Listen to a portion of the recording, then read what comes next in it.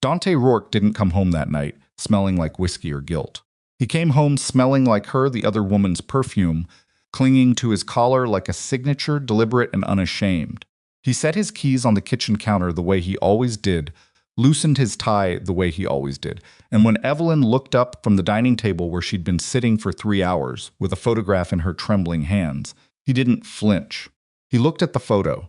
He looked at his wife, and he said, "It's not what you think." The words landed flat and hollow in the room between them. Evelyn didn't scream. She didn't throw the photograph. She simply placed it on the table, smoothed it flat with her palm, and looked at her husband of 11 years the way a person looks at something they've already decided to leave behind. "She can have you," she said. Then she stood up, walked to the bedroom, and began to pack. If you've ever loved someone so completely that you stopped asking yourself what you needed, hit that subscribe button right now and stay with me. Drop your city or your country in the comments below. I want to see how far this story travels. And if this one hits close to home, share it with someone who needs to hear it. This story doesn't end where you think it does. The first time Evelyn Mercer saw Dante Rourke, she thought he was the most dangerous-looking man she'd ever stood next to at a crosswalk. That was 11 years ago, on a Tuesday in October, when the wind off the Hudson was cold enough to make your eyes water, and the city moved fast and indifferent around her. She was late to a job interview, her umbrella had turned inside out twice, and she had a coffee stain on the left sleeve of the only blazer she owned that didn't look like it came from a donation bin. Dante had been standing 2 feet to her right on the phone, speaking in a low voice that carried without effort. He wore a charcoal coat that probably cost more than her monthly rent. He didn't look at her. The light changed. She stepped off the curb and her heel caught a crack in the pavement, and she went down hard on one knee, and before she'd even processed the embarrassment of it, a hand was already there, firm, certain, pulling her upright without hesitation or ceremony. He didn't ask if she was okay. He just made sure she was standing. Then he glanced at her sleeve and said, "Coffee's on the left." "Interview?" And when she stared at him, thrown completely off her prepared self, he almost smiled. "You're walking like you're already running late." She got the job. She also got his card, which he slid into her coat pocket without explaining why, and which she found that evening when she got home and stood in her kitchen, laughing at the audacity of it. She called the number 6 weeks later. Not because she'd been waiting to, because she'd tried not to, and eventually decided that trying not to do something was just a slower way of doing it. Their first date was 3 hours of arguing about a documentary they'd both seen and disagreed with completely. Their second was quieter and harder and better. By the time she understood exactly what Dante Rourke was, what he did, who he answered to, what his name meant in certain rooms, she was already in it too far to pretend she could be logical about it. She wasn't naive. She'd grown up with a father who ran numbers for a crew in South Philly, a man who kissed her goodnight with the same hands he used to make men disappear. She knew what power that size looked like from the inside. She knew the cost of it. She chose Dante anyway, because she believed with the kind of certainty that doesn't survive contact with evidence that he would never do to her what the world did to the women around him. That belief lasted 9 years longer than it should have. The first crack appeared quietly, the way cracks always do. Not in a dramatic confrontation, not in a moment she could point to and say, "There." It was smaller than that.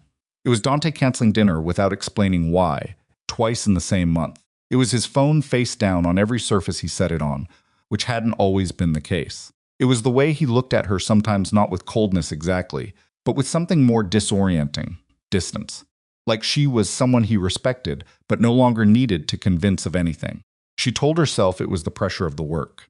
She told herself it was the legal problems his organization had been navigating for 18 months, the federal investigation that had 2 of his top men sweating through their suits every time they walked into a room with a lawyer.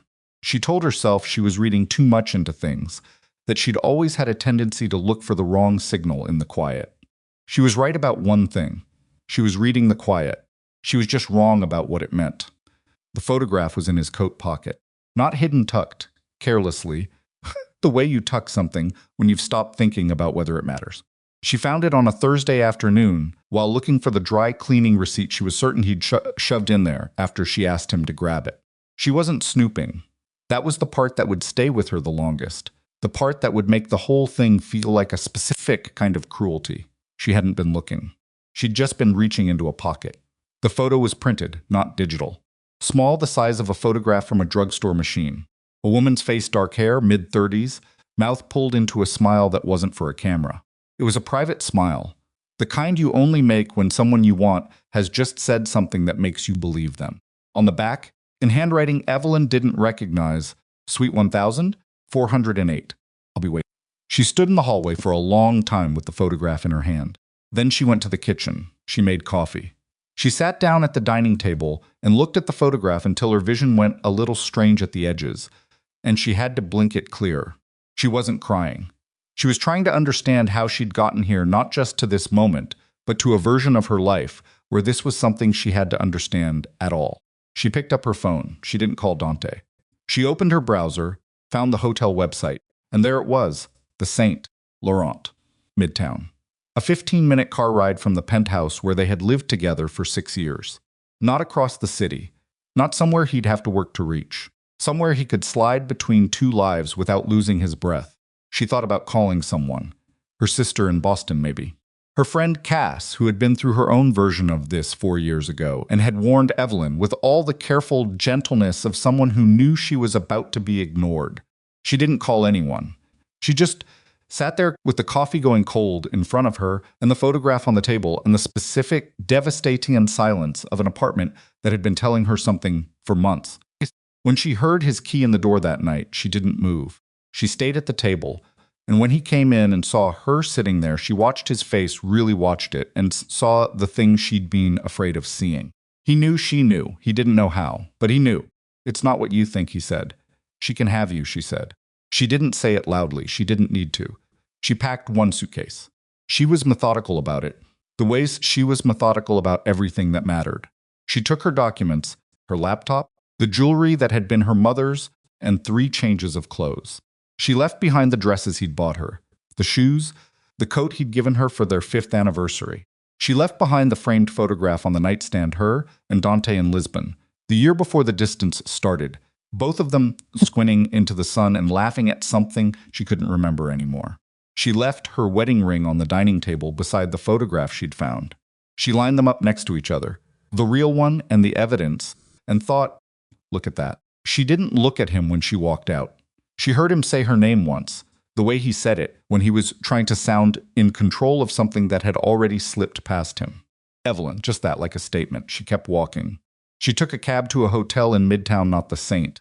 Laurent, the 1 3 blocks south of it, which she chose on purpose without fully understanding why. Maybe because being near the thing hurt less than running from it. Maybe because she was still in the phase of this, where she needed to be close enough to prove to herself it was real. She sat on the edge of the hotel bed with her suitcase on the floor and her phone in her hand and didn't call anyone for 47 minutes. Then she called Cass. "I found out," she said. "Cass didn't say I told you. She said I'm booking a flight. You don't need to. I'm already doing it. Don't argue." Evelyn lay back on the hotel bed and looked at the ceiling and thought about the photograph and the handwriting on the back and the way Dante had looked at her face, not with guilt, she realized now, with calculation. Trying to figure out how much she'd found, what she knew, what he needed to manage. 11 years in a moment like that strips something down to its structure. Shows you what was holding the weight all along. She thought, I am going to be okay. She wasn't sure she believed it yet, but she thought it, and that was a start. 2 days later, she found the hotel key. She wasn't looking for it. She had gone back to the penthouse midday, when she knew Dante would be out, to retrieve a hard drive from her home office. One of his men let her in without making eye contact, and she moved through the apartment with the focused efficiency of someone who has learned to stop feeling things in inconvenient places. She got the hard drive. She was almost out when something made her pause at the hall table. The shallow decorative one near the entrance, where they dropped mail and small things and forgotten objects. There was a hotel keycard there. The Saint Laurent. Room 1408. It wasn't hidden. It was just sitting there open, like it belonged. She picked it up, turned it over, set it back down, then picked it up again. The woman in the photograph had a name. It took Evelyn 4 hours and the kind of methodical patience that comes from years of living alongside a man who never left his paperwork where you could find it.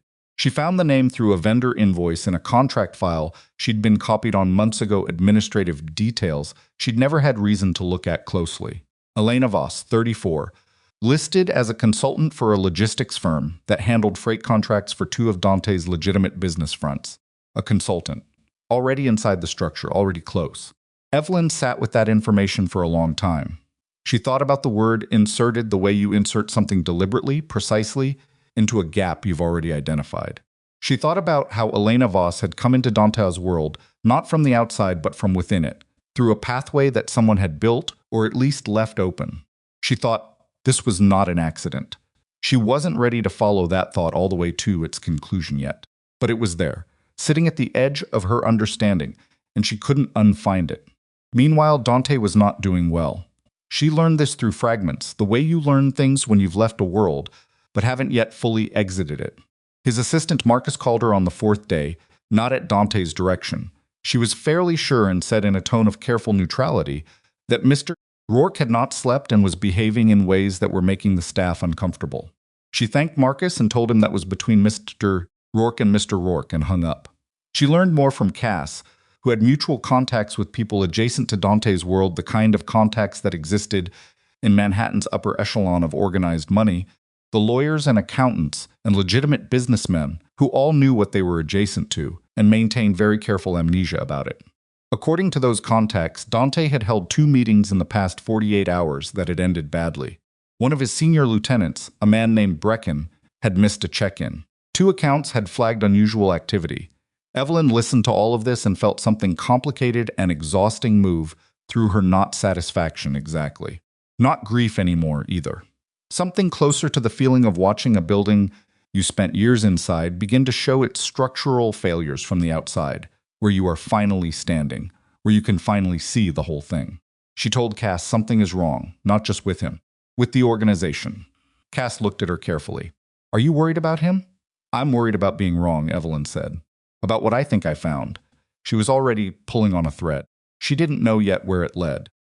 But the fact that it was there at all the consultant, the keycard left carelessly in the open, the specific timing of the affair's discovery, these things arranged themselves in her mind with a pattern that felt deliberate.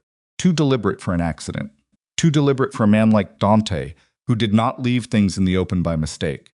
Someone had wanted her to find it. That didn't make the betrayal smaller. It made it larger and stranger and far more dangerous than she'd understood when she walked out of the penthouse with 1 suitcase. The call came on the 6th night. Not from Dante.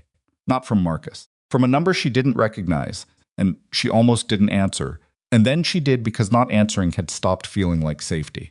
The voice on the other end was a woman's voice, controlled, careful, with an edge underneath it, like something waiting.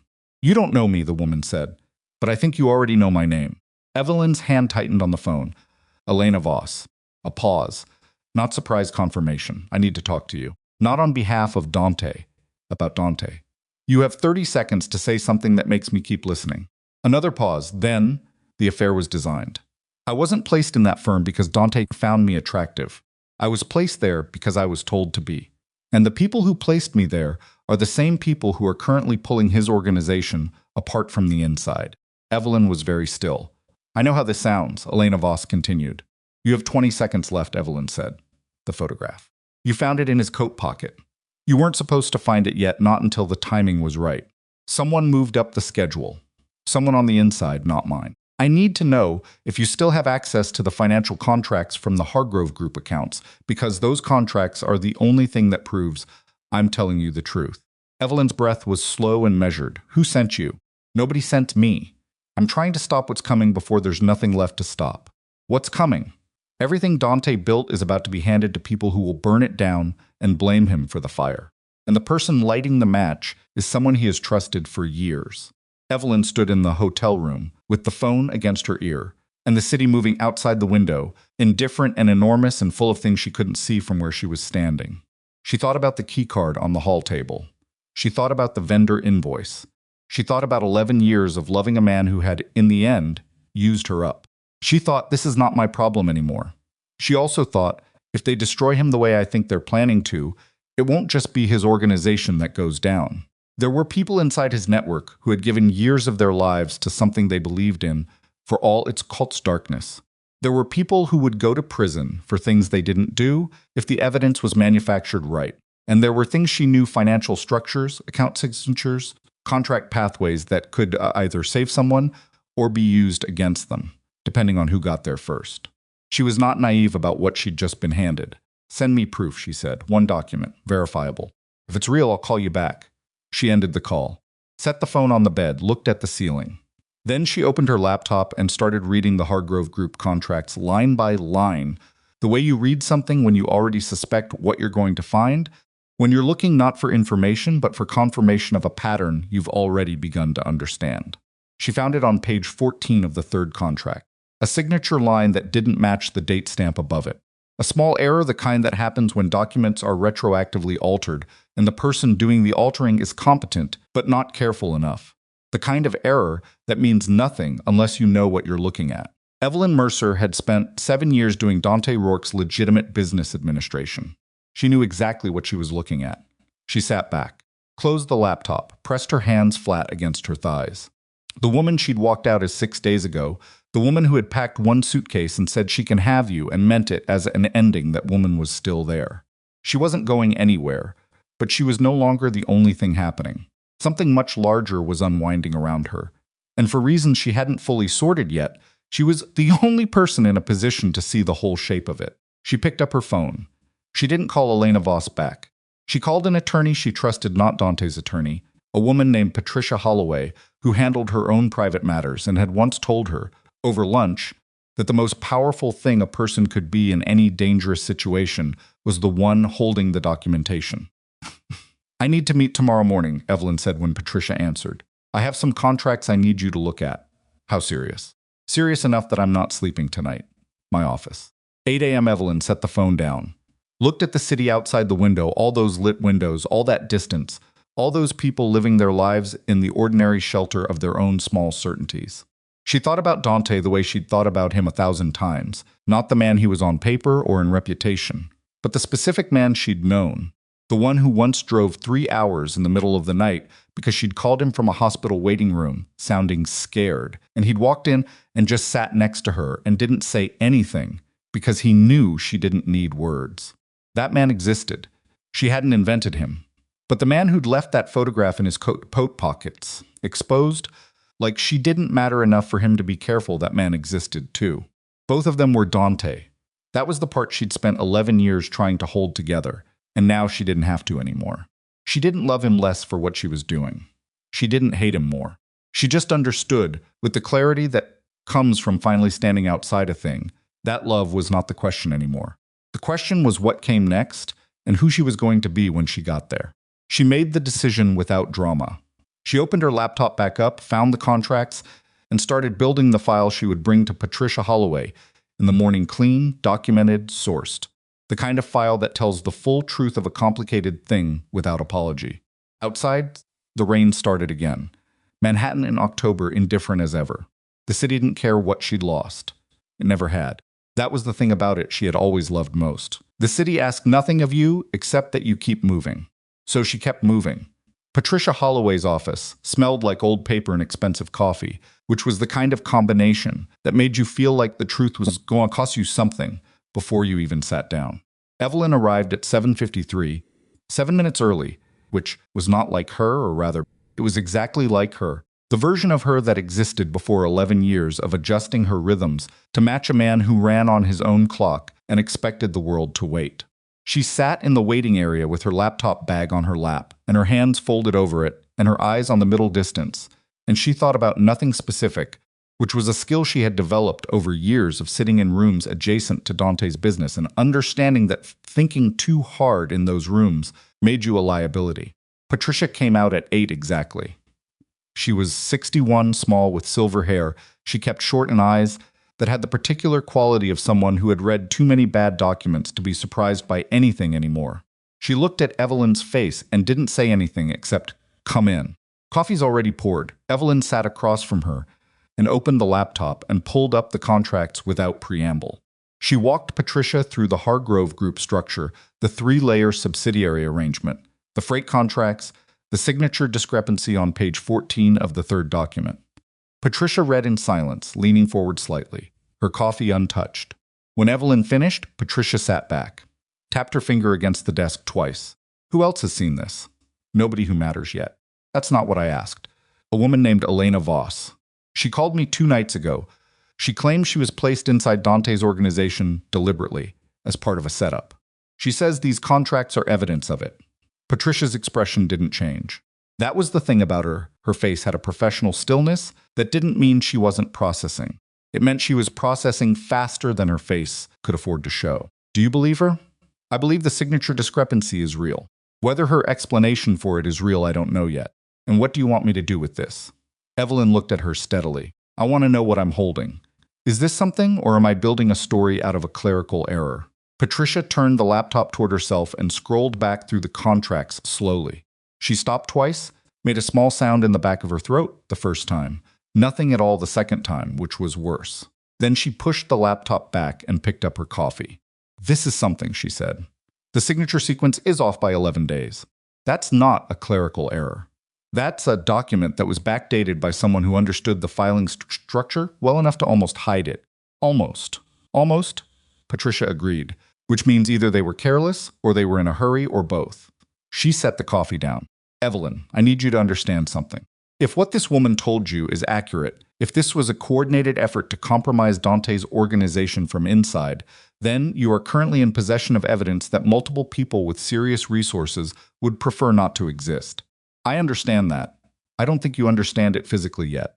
You understand it intellectually. The room was quiet for a moment. Outside, the city was doing what it always did, indifferent and enormous. Evelyn thought about the hotel keycard sitting on Dante's hall table, the careless placement of it. Someone had wanted her gone from that apartment. Someone had needed her out of the way. What would you do? She asked. If you were me, Patricia looked at her for a long moment. I'd make copies of everything. Secure storage, not cloud-based.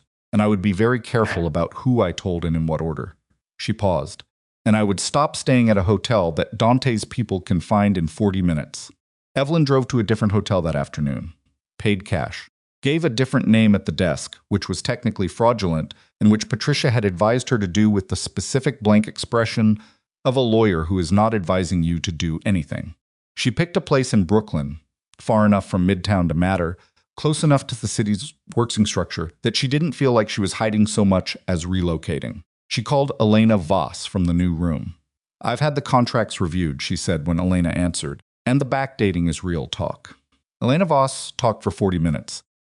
Evelyn listened without interrupting, which was hard, because there were 3 separate moments where what Elena said made her want to push back hard. But she let it run. You don't stop a river to argue with it. You let it show you where it goes. What Elena said, stripped of the fear underneath her controlled voice, was this. She had been recruited 14 months ago by a man named Warren Cahill, a name Evelyn recognized immediately as one of Dante's senior financial architects, a man who had been inside the organization for nearly a decade and whom Dante trusted with the kind of access that meant he understood the full structure of the empire from the inside out. Cahill had approached Elena through an intermediary, offered her a specific role embedded within a logistics firm already contracted to Dante's legitimate businesses, build a natural proximity to Dante himself, and report back on internal financial movements, personnel shifts, and vulnerability points in the organizational structure. She had not, Elena said, been told she would become Dante's mistress. That had developed or been engineered, she wasn't entirely certain which over a period of months. Dante was lonely in a specific way that powerful men get lonely, the way that has nothing to do with their wife and everything to do with the part of themselves they've buried under the weight of managing everyone else's fear.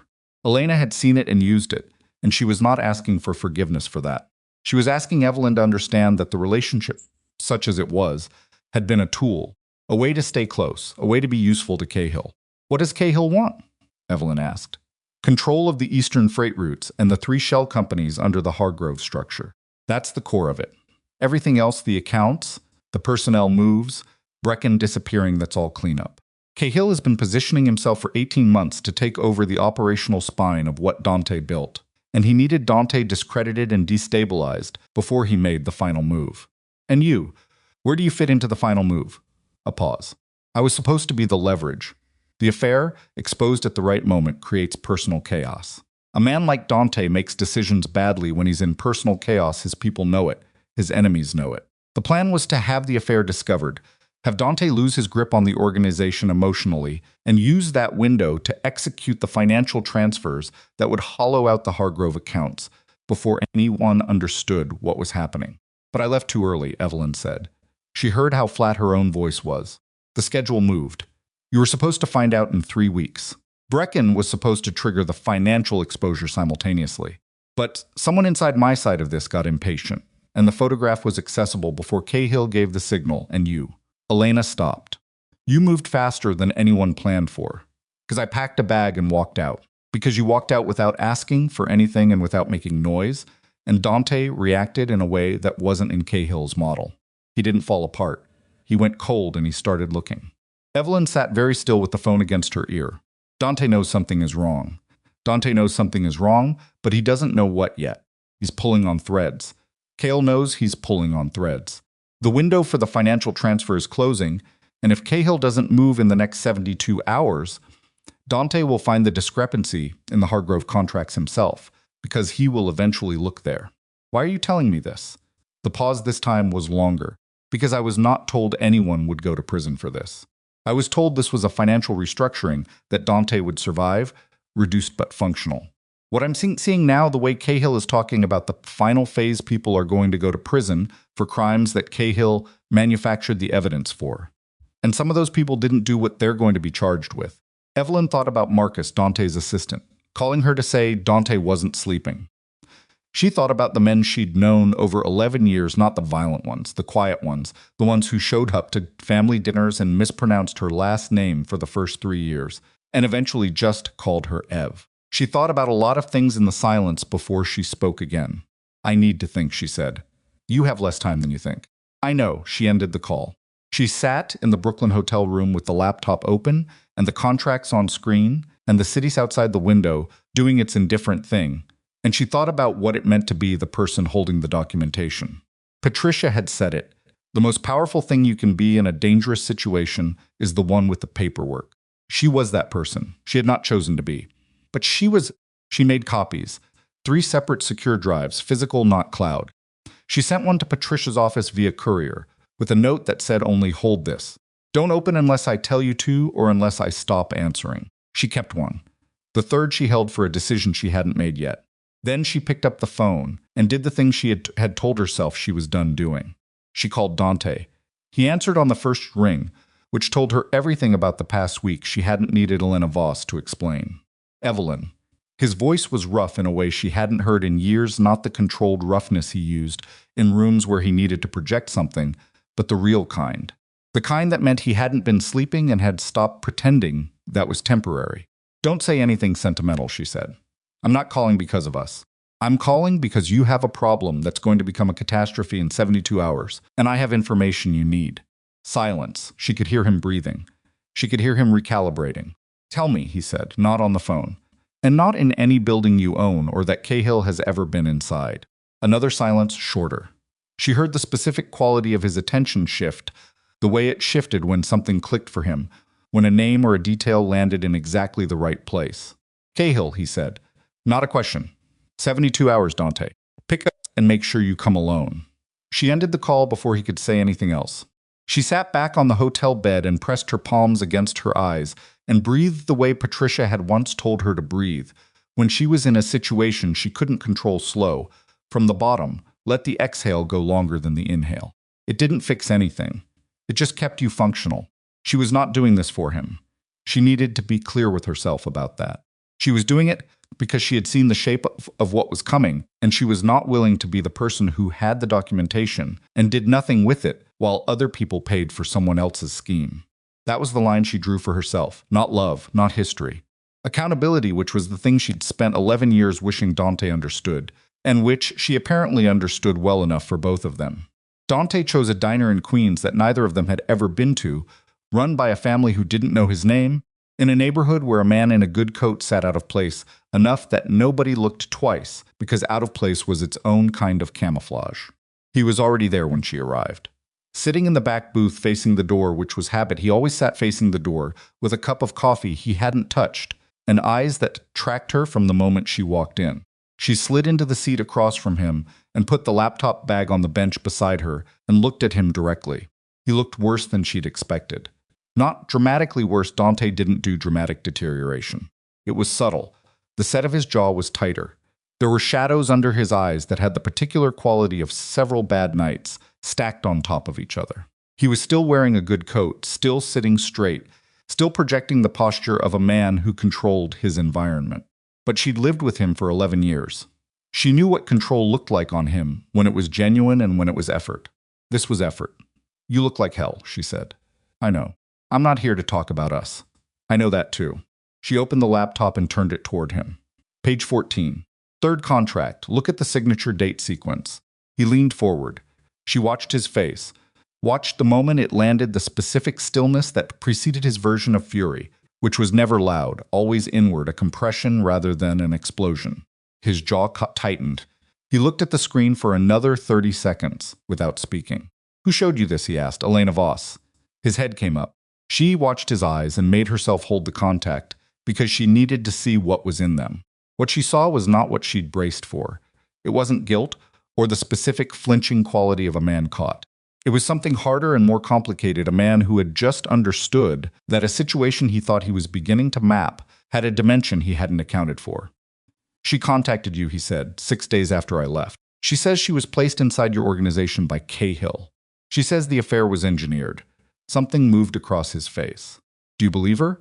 "I believe the contracts. What I believe about the rest of it is irrelevant." "It's not irrelevant to me, Dante." Her voice was flat and clean. "Don't. I mean it."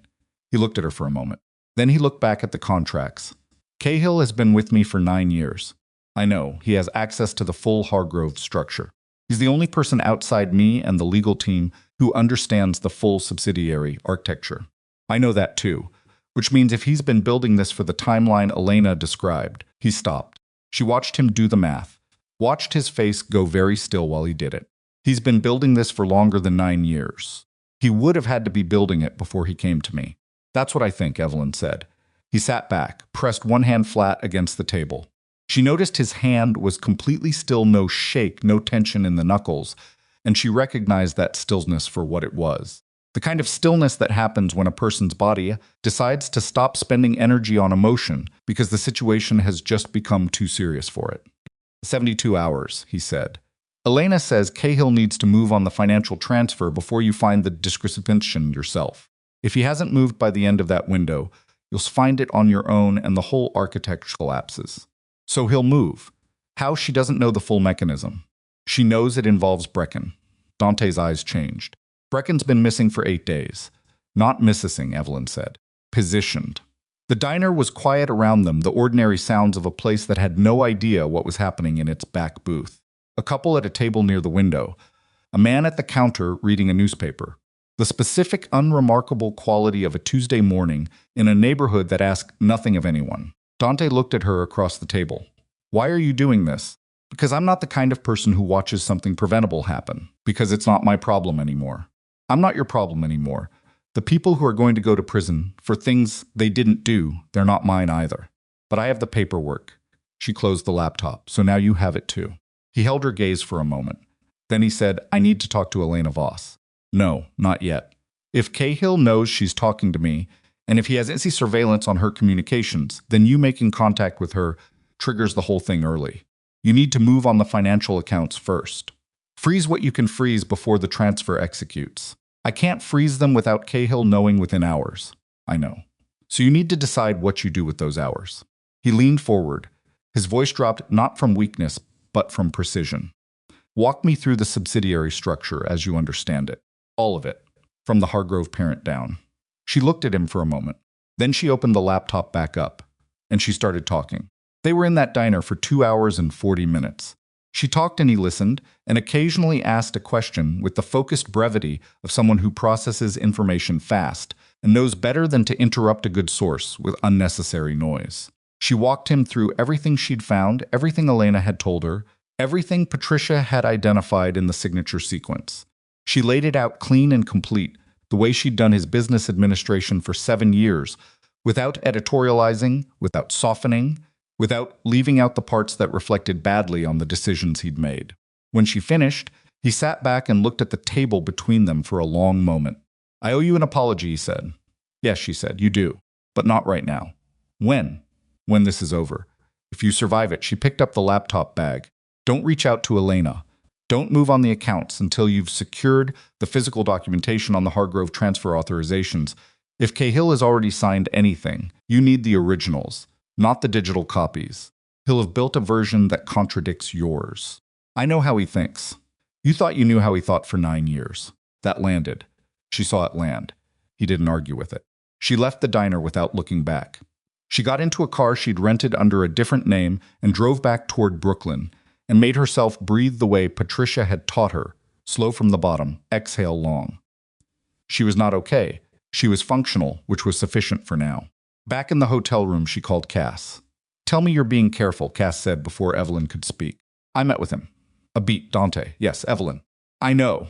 It's not what you think. I gave him the documentation and I walked out. I need you to do something for me. If I don't call you by tomorrow night at 9, I need you to call Patricia Holloway and tell her to open the package. That's not a conversation I want to be having. I know. But I need you to be the person who has it if necessary." Cass was quiet for a moment. "Are you in danger?" Evelyn thought about it honestly. "I don't think so. Cahill wants me gone. Not targeted, I was already gone, which was the point. I become dangerous to him only if he knows I've connected the Hargrove discrepancy to his operation, and right now the only person who knows I know that is Dante, and Dante has a reason to keep me protected. He also has a reason to use you as a bargaining chip. He won't. You sound very so certain about a man who had an affair with a woman who was running an operation against him. He didn't know about the operation. He didn't know about a lot of things, apparently." Cass, her voice was quiet. I know all of it. I'm not going back to him. I'm finishing some things I started. There's a difference." Another pause. 9 o'clock, Cass said finally. "If I don't hear from you, I call Patricia." "Thank you." She ended the call and lay back on the bed with the ceiling above her, and the city outside the window, and the whole weight of the past 9 days pressing down on her sternum in a way that wasn't quite pain, and wasn't quite anything else she had a name for. She thought about the photograph on the dining table next to her wedding ring. The careful, deliberate arrangement she'd made of them before she walked out, her own instinct for order asserting itself even in the worst moment, which was such a specific and ridiculous thing about herself that she almost laughed. She thought about Dante's face across the diner table, the stillness of his hand, the precise focus of someone who had just understood the full shape of what was coming for him and had chosen, in that moment, to run toward it rather than away. That was the thing about Dante that she had loved most and hated most. In equal measure, he did not run from anything, which was a quality that looked like courage until you understood. It was also the reason he had never once considered that the thing worth running toward might be already beside him. Her phone buzzed. Unknown number. She answered it. It's moved up. Elena Voss. Her voice had a different quality now, not controlled, not careful. Something close to controlled fear, which was its own distinct register. Cahill called a meeting. Tonight. He's pulling together the 4 men with transfer authority on the Hargrove accounts, and he's calling it an emergency restructuring. If they execute tonight, the accounts are stripped before morning. You need to tell Dante directly, Evelyn said. I know I told you not to contact him. That's changed. Call him now and tell him the meeting time and location. If I do that, Cahill will know I flipped. If you don't, the accounts are gone by morning and every piece of evidence we have becomes retroactive. It doesn't stop anything, it just documents it after the fact. A long pause. What happens to me? I don't know, Evelyn said, which was the honest answer. But I know what happens to you if the transfer executes and Cahill has no more use for you. You become a liability. You know that already.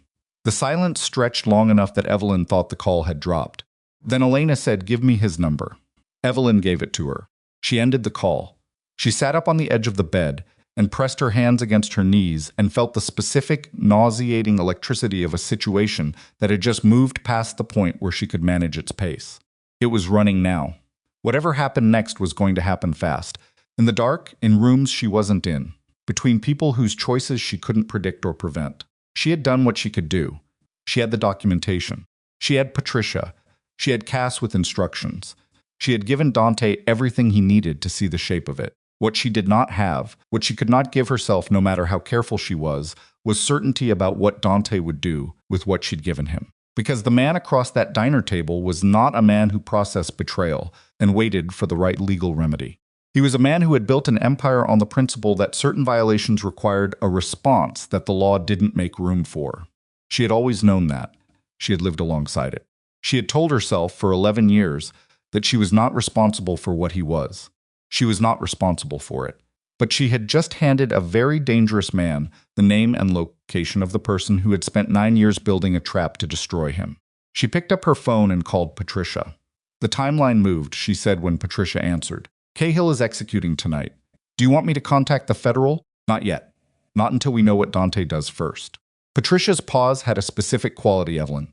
If Dante takes action against Cahill directly, and we have prior knowledge of the situation, I know. That's a significant legal exposure for both of us.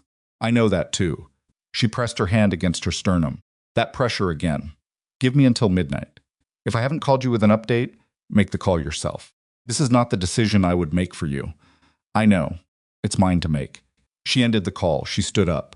She walked to the window and looked out at the Brooklyn night, the lights, the distance, the ordinary movement of a city that did not know and did not care about any of this.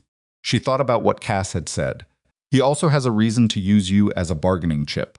She thought about Dante sitting across that table, his hand still, his face compressed into the particular stillness of a man who has decided something without saying so.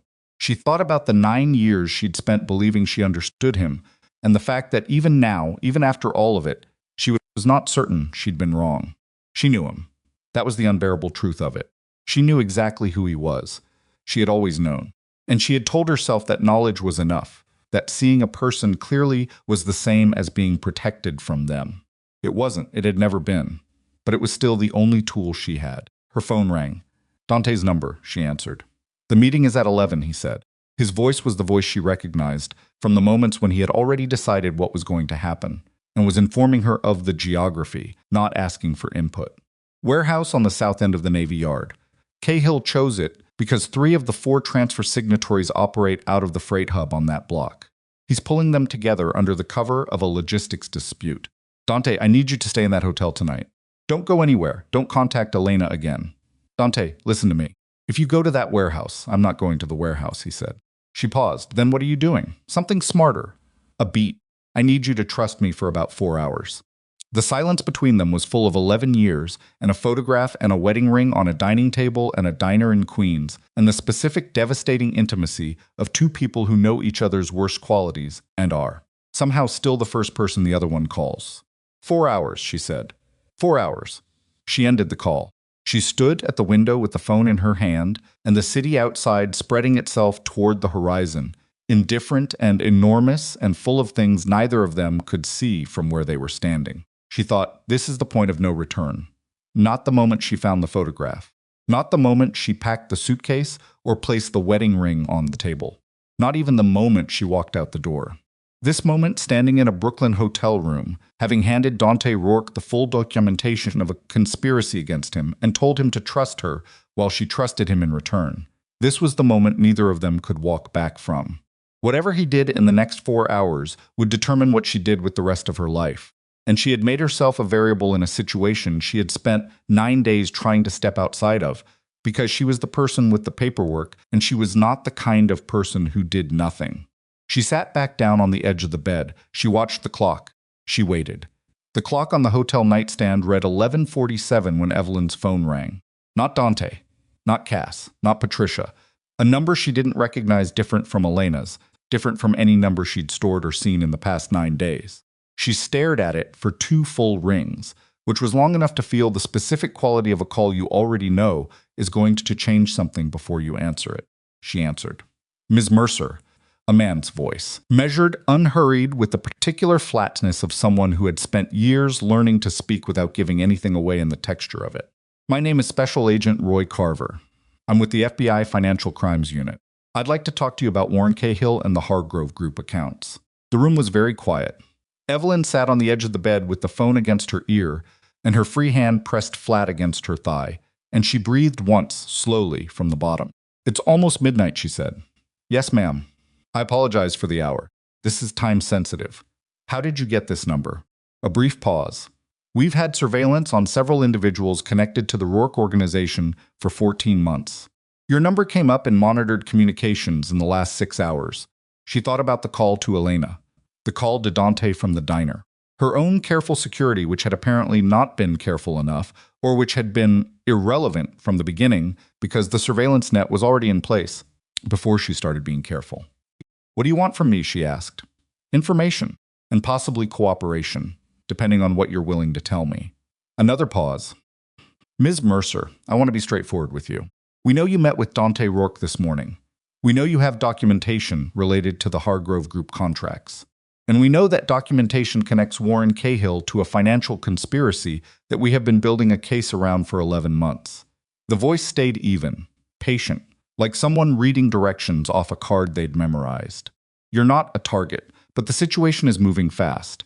And if we don't coordinate what's happening tonight, people are going to get hurt in ways that don't need to happen. What's happening tonight? Evelyn said. Not a question. Dante Rourke is not sitting in a hotel room. He has been mobile for the past 3 hours.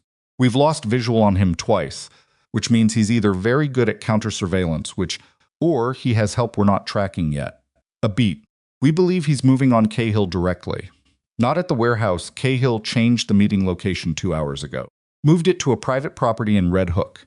If Rourke has the updated location, he does, Evelyn said. Her voice came out quieter than she intended. How confident are you in that? She thought about the phone call. Something smarter, the 4 hours. The way his voice had the quality of a man who had already decided on the geography. Confident. Carver's exhale was brief and controlled. Then we have a problem. Because if Rourke walks into that location tonight, one of two things happens. Either Cahill's people handle him in a way that creates a crime scene we can't use, or Rourke handles Cahill in a way that collapses 11 months of federal case building and gives every defense attorney in Manhattan the chaos they need to walk their clients. Another pause. Either outcome is bad for you specifically, Ms. Mercer, because you are currently in possession of the best corroborating documentation we have seen, and if tonight becomes a mess, the value of that documentation drops significantly. Evelyn stood up. She walked to the window without deciding to.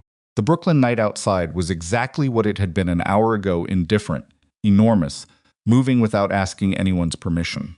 She thought about Dante in that diner, his hand flat and still on the table, the compression in his face that she recognized as decision.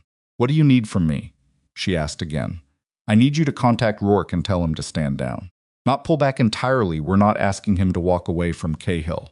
We're asking him to give us 90 minutes to get into position before he makes contact.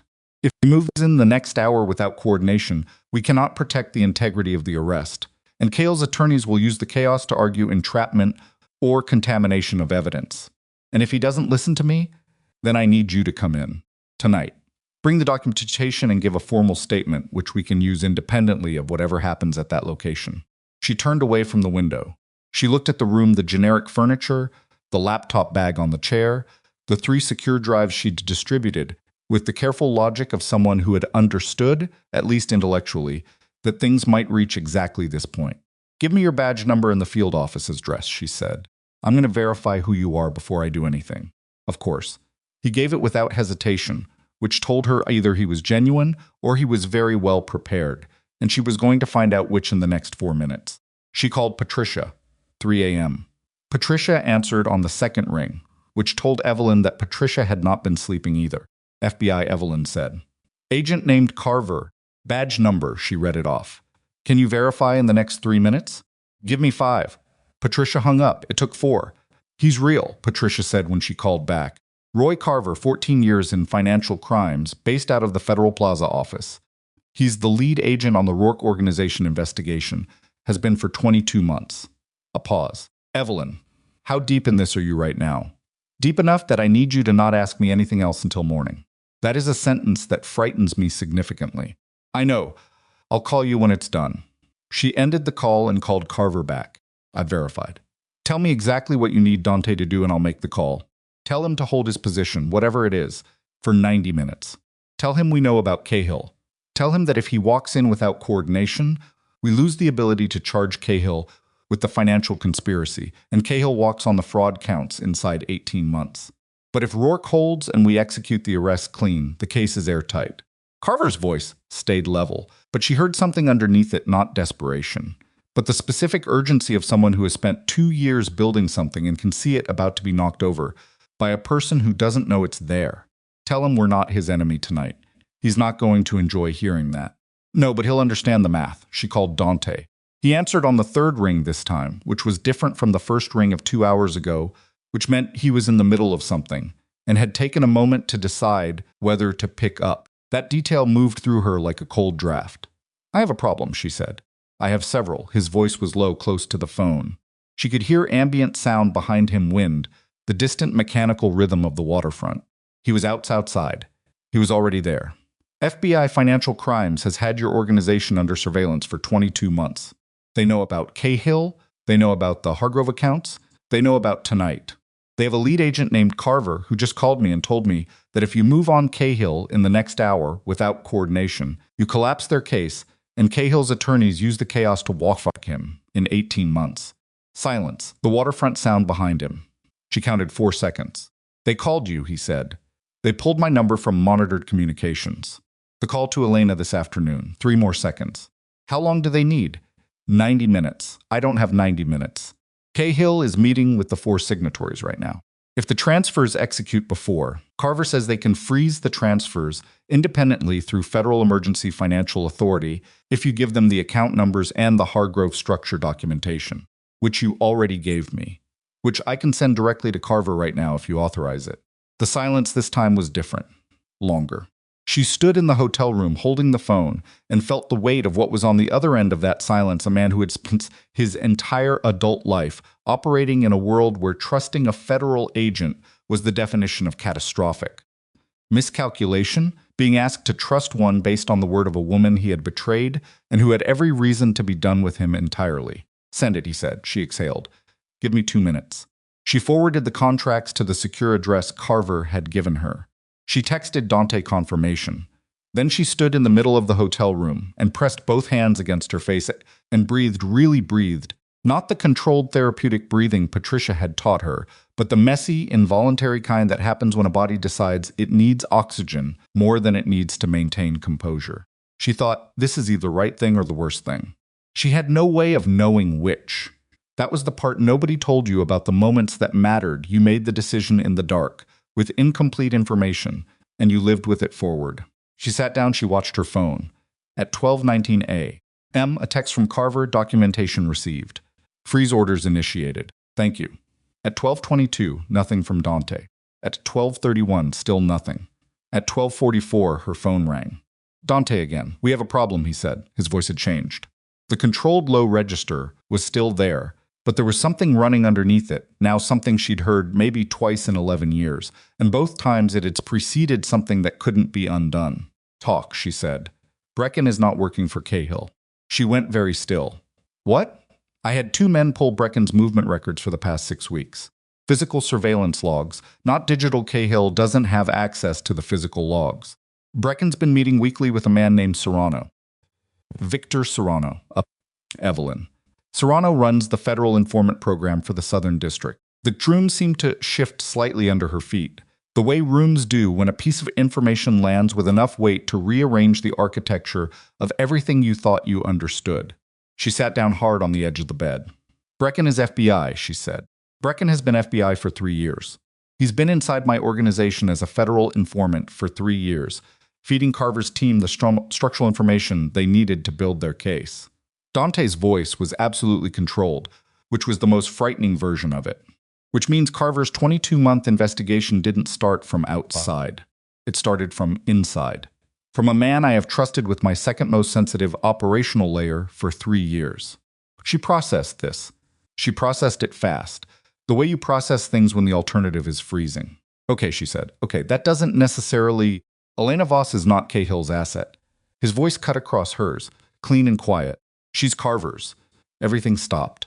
She sat on the edge of the hotel bed with the phone against her ear and felt the specific sensation of the ground removing itself from beneath an argument she had built carefully over 9 days. "Say that again," she said, because she needed to hear it twice. "Elena Voss is a federal informant. She has been working under Carver's direction from the beginning. The affair..." He stopped for just a fraction of a second, the smallest possible hesitation, the kind that costs him something. The affair was real. "I'm not going to pretend it wasn't. But Elena's role in this operation was not Cahill's design. It was Carver's. The photograph, the key card on the table, the timing of your discovery, that was FBI coordinated. They needed you out of the apartment. They needed you mobile and independent, holding documentation, because they knew I'd never hand the Hargrove contracts to a federal agent, but I might hand them to you, And you might, he stopped again. And you did. The silence lasted a long time. Evelyn's hand was completely steady on the phone. She noticed that the specific stillness of her hand and understood it as the body's response to a certain cock that goes past the register where shaking is useful. They used me, she said. They used both of us. The affair destabilized me. That was the real purpose, not Cahill's plan. Cahill is a secondary target. I'm the primary. Cahill's conspiracy gave them a mechanism, a reason for you to have the documentation, a reason for you to bring it to me, a reason for me to trust it because it came from you and not from a source I'd burn immediately. His voice was quiet and exact. You were the credible delivery system, the one person I would accept information from without questioning the chain of custody. She thought about Agent Carver's phone call, the measured voice. You're not a target, the specific reassurance, offered without her asking for it, which was the kind of reassurance that only needs to be offered when it's designed to prevent a specific question from being asked. She thought about Elena Voss's voice on the phone, the controlled fear that had felt genuine, the details about Cahill that had been detailed enough to be convincing and vague enough never to require verification. The way Elena had said, I was not told anyone would go to prison, the careful phrasing of someone who understood that moral complexity is a persuasion tool. She thought about herself sitting in this hotel room, making copies of contracts and distributing them with the careful logic of someone who believed she understood the shape of the thing she was inside. She had not understood the shape. She had understood the shape they showed her. The documentation, she said. The backdated signature on page 14. Real, Dante said. Cahill is genuinely running a parallel operation against me. The FBI found it and decided to use it as a framework to build the larger case they actually wanted. Cahill goes down as collateral. I go down as the primary. The documentation you found is real evidence of a real crime. It's just not the only crime being committed here. So Cahill's conspiracy is real, yes, and the FBI's operation is layered on top of it. Yes. And she stopped, pressed her hand against her sternum. That pressure, again, different this time, not grief, not fear. Something harder and colder than either. I sent the documentation to Carver an hour ago. I know, which means they have everything they need. They had everything they needed before tonight, Dante said. Tonight was about getting me to hold position. If I'd moved on Cahill at the warehouse, whatever happened there would have been enough to add to the case. If I held, which I did, because you asked me to, I gave them 90 minutes to get into position around my location without knowing they were doing it. She stood up. Fast, involuntary, the body's response to understanding something it needed to be upright for. Where are you right now? Red Hook. I'm standing on the street because I'm not going to be the man who sits inside a building and waits for it. His voice stayed level. I have 4 of my people with me. Carver has, I'm estimating 8 to 12 agents in a perimeter I've identified 3 corners of. Dante, I want you to listen to me very carefully. The control in his voice was absolute. The kind of absolute that comes from a decision already made. I am not going to run. I want you to understand that. Not because I think I can't. I've had 3 points of exit available to me for the past 40 minutes. Because if I run, everything that happens next is worse for the people inside my organization who don't deserve the full weight of what's coming. Running makes me guilty of everything on the sheet, and it leaves every person below me exposed without any negotiating leverage. She understood. She understood it immediately and completely, and she hated that she understood it. You're going to let them take you. I'm going to walk toward them. There's a difference, a pause. Will you do something for me? Don't. Her voice cracked slightly on the word. She heard it crack and didn't care. Don't ask me for something right now. I'm furious with you. I know, I'm furious with all of them. I'm furious with myself. You should be. You're the smartest person I know, and they got to you through me, which is my fault. His voice was quiet and direct. I need you to call Patricia Holloway and tell her to begin preparing for my cooperation with the federal investigation. Not a defense. Cooperation. I want full disclosure of the Hargrove conspiracy Cahill's operation. Complete, and I want the names of every person in my organization who is being set up for things they didn't do. That's the trade. You're going to cooperate. I'm going to destroy Cahill's operation from inside a federal custody arrangement, which is the only place I can do it, where Cahill's attorneys can't touch the evidence. He paused. And I'm going to accept responsibility for everything that's actually mine. There's enough of that to keep a sentencing judge busy without needing manufactured charges. She stood in the hotel room with her hand against her sternum and her eyes burning in a way she hadn't expected, and the city outside the window doing its indifferent thing. The affair was real, she said. Not an accusation. A statement of account. Yes. Elena was a Fed. But you still... Yes. No qualification, no explanation. I did. She breathed. Okay, she said, because there was nothing else available. Okay. I'll call Patricia. Evelyn has changed on her name. Not the controlled flat register of the past 20 minutes. The other voice, the one from the crosswalk 11 years ago, from 3 hours of arguing about a documentary, from a hospital waiting room at 2 a.m. I'm sorry. For the part that was mine, all of it. She could not respond to that right now. She knew she couldn't. Walk toward them, she said. Don't make it complicated. I never make it complicated. You make everything complicated. She heard something that might have been a breath, that might have been almost a laugh. Yeah, he said, I do. She ended the call. She stood in the hotel room for 30 seconds without moving. Then she called Patricia. He's going to cooperate, she said when Patricia answered. Full disclosure. He wants to take Cale down from inside a federal arrangement. I need you available for the next. Evelyn Patricia cut across her. Her voice had a quality Evelyn had not heard from her before. Not calm, not professional, but sharp. Urgent. I need you to listen to me. I've been pulling information since you called me earlier tonight. There is something in the Hargrove structure you didn't find. Something underneath the backdated contracts. Evelyn's hand tightened on the phone. Tell me. The Hargrove Group has a third-layer subsidiary that Cahill created 14 months ago. It's not in the contracts you have, it's in a separate filing, registered in Delaware, buried under a holding company called Pelham Meridian. The Pelham Meridian accounts are not part of the federal freeze order Carver initiated tonight. Why not? Because Carver doesn't know about it. Patricia's voice was precise and fast. Evelyn Pelham Meridian has been the active transfer account for the past 6 weeks.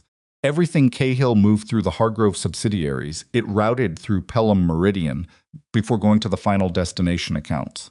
The Hargrove accounts are the surface. Pelham Meridian is where the actual money went. Evelyn's mind was already moving.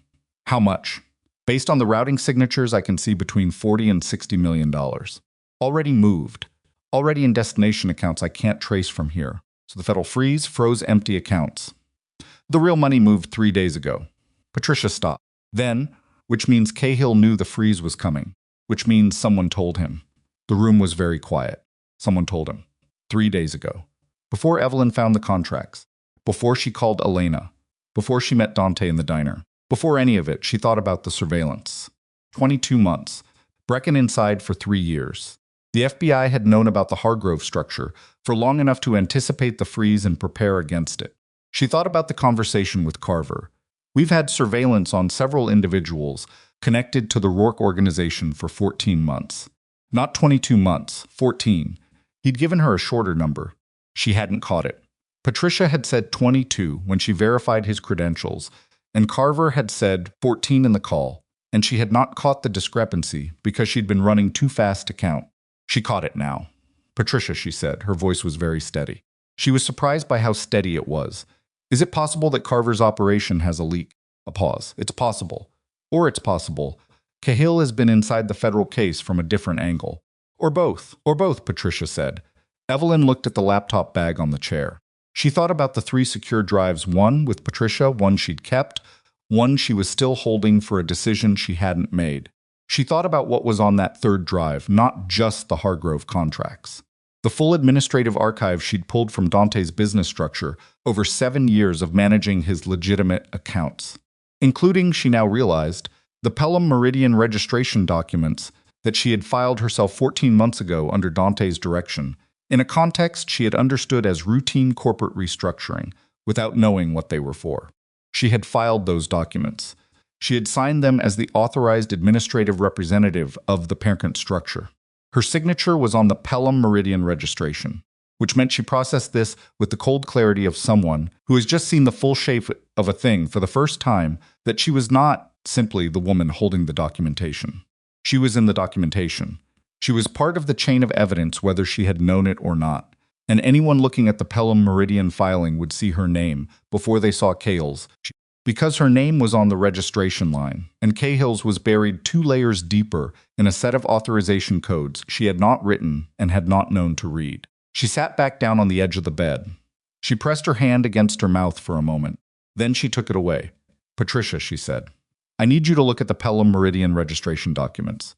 I need you to find my signature and tell me exactly what it authorizes. The pause on the other end was the specific pause of an attorney who has just understood something they were not prepared to understand. When did you sign them? 14 months ago. I thought it was a routine restructuring. Another pause. Longer. Send them to me right now. I need you to understand something first. If my signature authorizes what I think it might authorize, then I am not simply a witness in this situation. I understand. Patricia, I need you to be my attorney right now. Not a colleague. My attorney. Everything I'm about to send you is privileged. Understood. Send it. She sent it. She sat on the edge of the bed with the phone in her hand and waited. And while she waited, she thought about Dante walking toward the federal agents in Red Hook, choosing cooperation over escape, accepting the weight of his actual crimes rather than running from manufactured ones. She thought about the decision he'd made, the first consequence he would face without power protecting him, which was the thing she'd told him, years ago in a different fight, in a different season, was the only thing that would ever actually change him. She thought, he's changing on the worst night of his life. He's choosing differently. And she was sitting in a Brooklyn hotel room about to find out whether her own name was on a document that made her complicit in a $60 million fraud she hadn't known she was signing. Her phone buzzed. Patricia. Not a call, a text. Call me now, she called. Your signature authorizes the transfer of administrative control over the Pelham Meridian accounts to any party designated by the parent structure's operating officer, Patricia said. She spoke fast and clean, the way she spoke when emotion was a thing to be managed later. In plain language, whoever controls the parent structure can move money through Pelham Meridian with your authorization as the administrative representative. You didn't authorize specific transfers. You authorized the mechanism, which means you are on the document, but the criminal intent lives with whoever used the mechanism. You signed a blank authorization. The question is whether that's enough for a prosecutor to argue you knew what you were signing. I didn't. I believe you. The question is whether a federal prosecutor will believe you or whether they'll decide it's more useful to believe otherwise. Evelyn thought about Carver. You're not a target. The specific reassurance. Now she understood exactly why he'd offered it, not to comfort her, but to keep her cooperative long enough to deliver the documentation and make the call to Dante. Once she'd done both, the reassurance was no longer load-bearing. I need to understand something, she said. Right now, tonight, before I make another decision. Am I a target? Patricia's pause was 1 second. You were not a target when this started. Whether you are now depends on what the Pelham Meridian authorization is used for in the prosecution's case construction. And that depends on decisions being made by people in federal offices tonight that we cannot see or influence from here. So I don't know. No, you don't know. She sat with that. The not knowing. The specific, grinding weight of having done the right thing at every step she was aware of and still ending up inside a situation where the ground was not where she'd believed it to be. She thought about the photograph on the dining table, the wedding ring beside it, the suitcase she'd packed with her mother's jewelry and 3 changes of clothes, and the specific determination of a woman who believed she was walking away from something into her own open future. She had believed in that moment that leaving was the hard part. She had been so completely wrong about that, in a way that almost made her laugh, except that laughing would require more composure than she currently had available. What do I do? She said. And Patricia said, with the careful precision of a woman who had spent 30 years knowing exactly what she was about to say before she said it, you stop cooperating voluntarily, and you come in with counsel. Tonight, before they come to you. Evelyn stood up. She picked up the laptop bag. She looked at the room one last time, the generic furniture, the window with the Brooklyn night behind it, the ordinary shelter of a place that had asked nothing of her and given her nothing back. Where do we go? She said. My office. I'll be there in 20 minutes. A pause. Evelyn. You did not do anything wrong, I know, she said. Then, because honesty was the thing she'd always had when everything else was taken, I just don't know yet whether that's going to matter. She picked up the 3rd drive. She put it in her coat pocket. She walked out the door of the hotel room and down the hallway, and through the lobby and out into the Brooklyn night, where the city was doing what it always did, indifferent and enormous and moving without asking anyone's permission, and she walked into it with her coat pulled close and the drive in her pocket and the full weight of a situation she had not chosen but was now completely, unavoidably inside. Patricia Holloway's office at 1:15 in the morning looked like a place where someone had been working for hours before anyone called to say they were coming. The desk was covered, financial printouts, legal pad pages with handwriting running margin to margin, 2 coffee cups, neither of them empty enough. Patricia was already in her chair when Evelyn walked in, coat still on, the third drive in her coat pocket pressing against her ribs like something with a pulse. Patricia looked at her face and didn't say anything soft. That was one of the things Evelyn had always valued about her, the absence of softness at moments that didn't require it. "Sit down," she said. "I have things to show you." Evelyn sat. She put the laptop bag on the floor and the drive on the desk between them and looked at Patricia and waited. "I spent the last 40 minutes pulling everything I could find on Pelham Meridian through the Delaware Corporate Registry." Patricia turned her laptop around. "The parent holding company, the one your administrative authorization routes through, is not registered to the Rourke organization. It's registered to a private entity called Colton Vance Holdings, LLC. Evelyn looked at the screen. "I've never heard of Colton Vance. Nobody has. It was incorporated 8 months before you signed the Pelham Meridian authorization. Single member LLC, registered agent is a law firm in Wilmington that lists 4,700 other companies and has no public-facing attorneys." Patricia's finger moved on the screen. "The single member of Colton Vance Holdings is listed as a trust. The trust is called the Meridian Family Trust, and the trustee of the Meridian Family Trust," she looked up, "is Warren Cahill." Evelyn was very still. "So Cahill owns the parent structure. Cahill owns the structure that your administrative authorization feeds into. Which means when you signed that document, you were signing authorization for an entity that Dante did not control. You were authorizing Cahill's mechanism, not Dante's. The full shape of it settled around her, cold and exact. Dante didn't build Pelham Meridian. Dante didn't build Pelham Meridian. Cahill built it. Cahill told Dante it was a routine restructuring and gave him documents to pass to his administrative representative, you, that described it as a holding company adjustment. You signed what your husband told you to sign in a context that appeared legitimate." Patricia held her gaze. "Evelyn, you were not authorizing Dante's fraud. You were authorizing Cahill's fraud using Dante's name. There's a significant legal distinction there. Does Carver know this? That's what I can't tell you. If Carver's investigation is as thorough as his timeline suggests, he knows about Pelham Meridian. Whether he's identified the Colton Vance structure and the trust ownership, I don't know. If he hasn't, then the freeze order he executed tonight stopped money that had already moved, and he doesn't yet know why. And if he has identified it," Patricia looked at her steadily, "then he knew your signature was on Cahill's document before he called you tonight, which changes the nature of his call considerably." Evelyn thought about Carver's voice. Measured, patient, the specific flatness of someone who says exactly what the situation requires and nothing more. "You're not a target." She thought about all the things that statement had moved her to do in the hour after she heard it. Her phone buzzed. Not a call, a text, from a number she recognized as the secure line Dante's attorney Marcus had given her twice over the years for emergencies she'd never expected to have. The text said, "He's in custody, Federal Plaza. He's asking for you to not come. He says stay with your attorney." She read it twice. Then she set the phone face down on Patricia's desk and looked at the ceiling for 3 seconds. "He's in," she said. "I saw," Patricia said. She had read the text upside down, which Evelyn noted without surprise. "He told me to stay away." That's correct legal instinct on his part. Your presence at Federal Plaza tonight creates associations that don't help either of you. "I know." She pressed her hands flat on her thighs. "Patricia, I need to know what my exposure actually is. Not the careful version. The real one." Patricia folded her hands on the desk. "Real version. Your signature on the Pelham Meridian authorization can be used to argue you participated in establishing the mechanism for the fraud.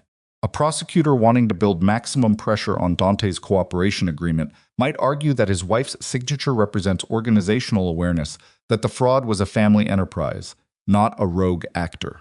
That argument is thin and I can defeat it, but it would take time and cost money and it would be public." She paused. "The alternative is that Carver already knows the Colton Vance structure and knows your signature was obtained fraudulently through Cahill's deception, in which case you're genuinely not a target, and tonight's call was exactly what he said it was. How do I find out which it is? You let me call Carver's office right now and tell them you're prepared to give a voluntary statement with counsel present. If they accept immediately and treat you as a cooperative witness, you have your answer. If they ask you to come in without counsel or they stall, then I know, then you know." Evelyn nodded once. "Make the call," Patricia called. Evelyn watched her face while she talked the careful professional mask of it, the way her eyes moved when she was assessing something the other person couldn't see. The call lasted 6 minutes. Patricia said 8 sentences total, none of them with more than 12 words. When she hung up, she set the phone down and looked at Evelyn directly. "They want you in at 9 a.m., she said, with counsel. Voluntary witness statement.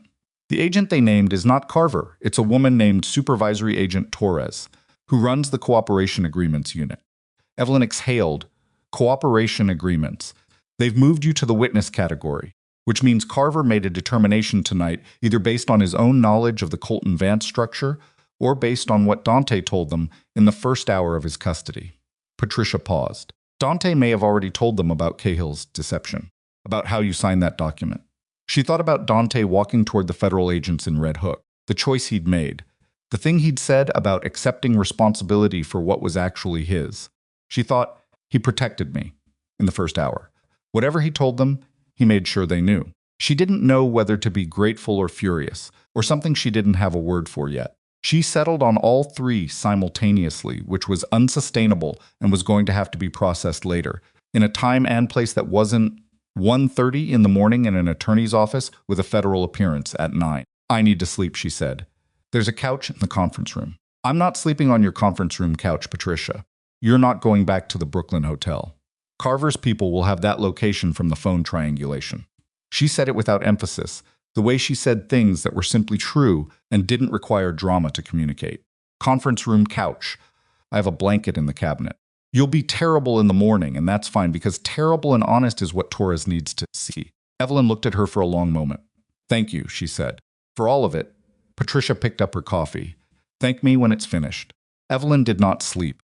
She lay on the conference room couch with the blanket pulled up and the city outside the window doing its thing, and her mind running the whole sequence. From the beginning, the photograph, the hotel keycard, Elena Voss's call, the diner in Queens, Carver's call, Dante's voice saying Cahill like a door closing, Dante's voice saying I'm sorry like a door he wasn't sure he was allowed to open. She ran it forward and backward and looked at the joints of it, the places where things connected, and the places where they didn't, and by 4 in the morning she understood the complete shape of it, in a way she hadn't been able to see while she was inside it. Cahill had been running a parallel operation against Dante for nearly a decade. The FBI had been building a case against Dante for nearly 2 years, using Brecken as an internal source and Elena as a proximity asset. When Cahill's operation reached a point where the FBI could see it, Carver had made a decision. Don't stop it. Use it.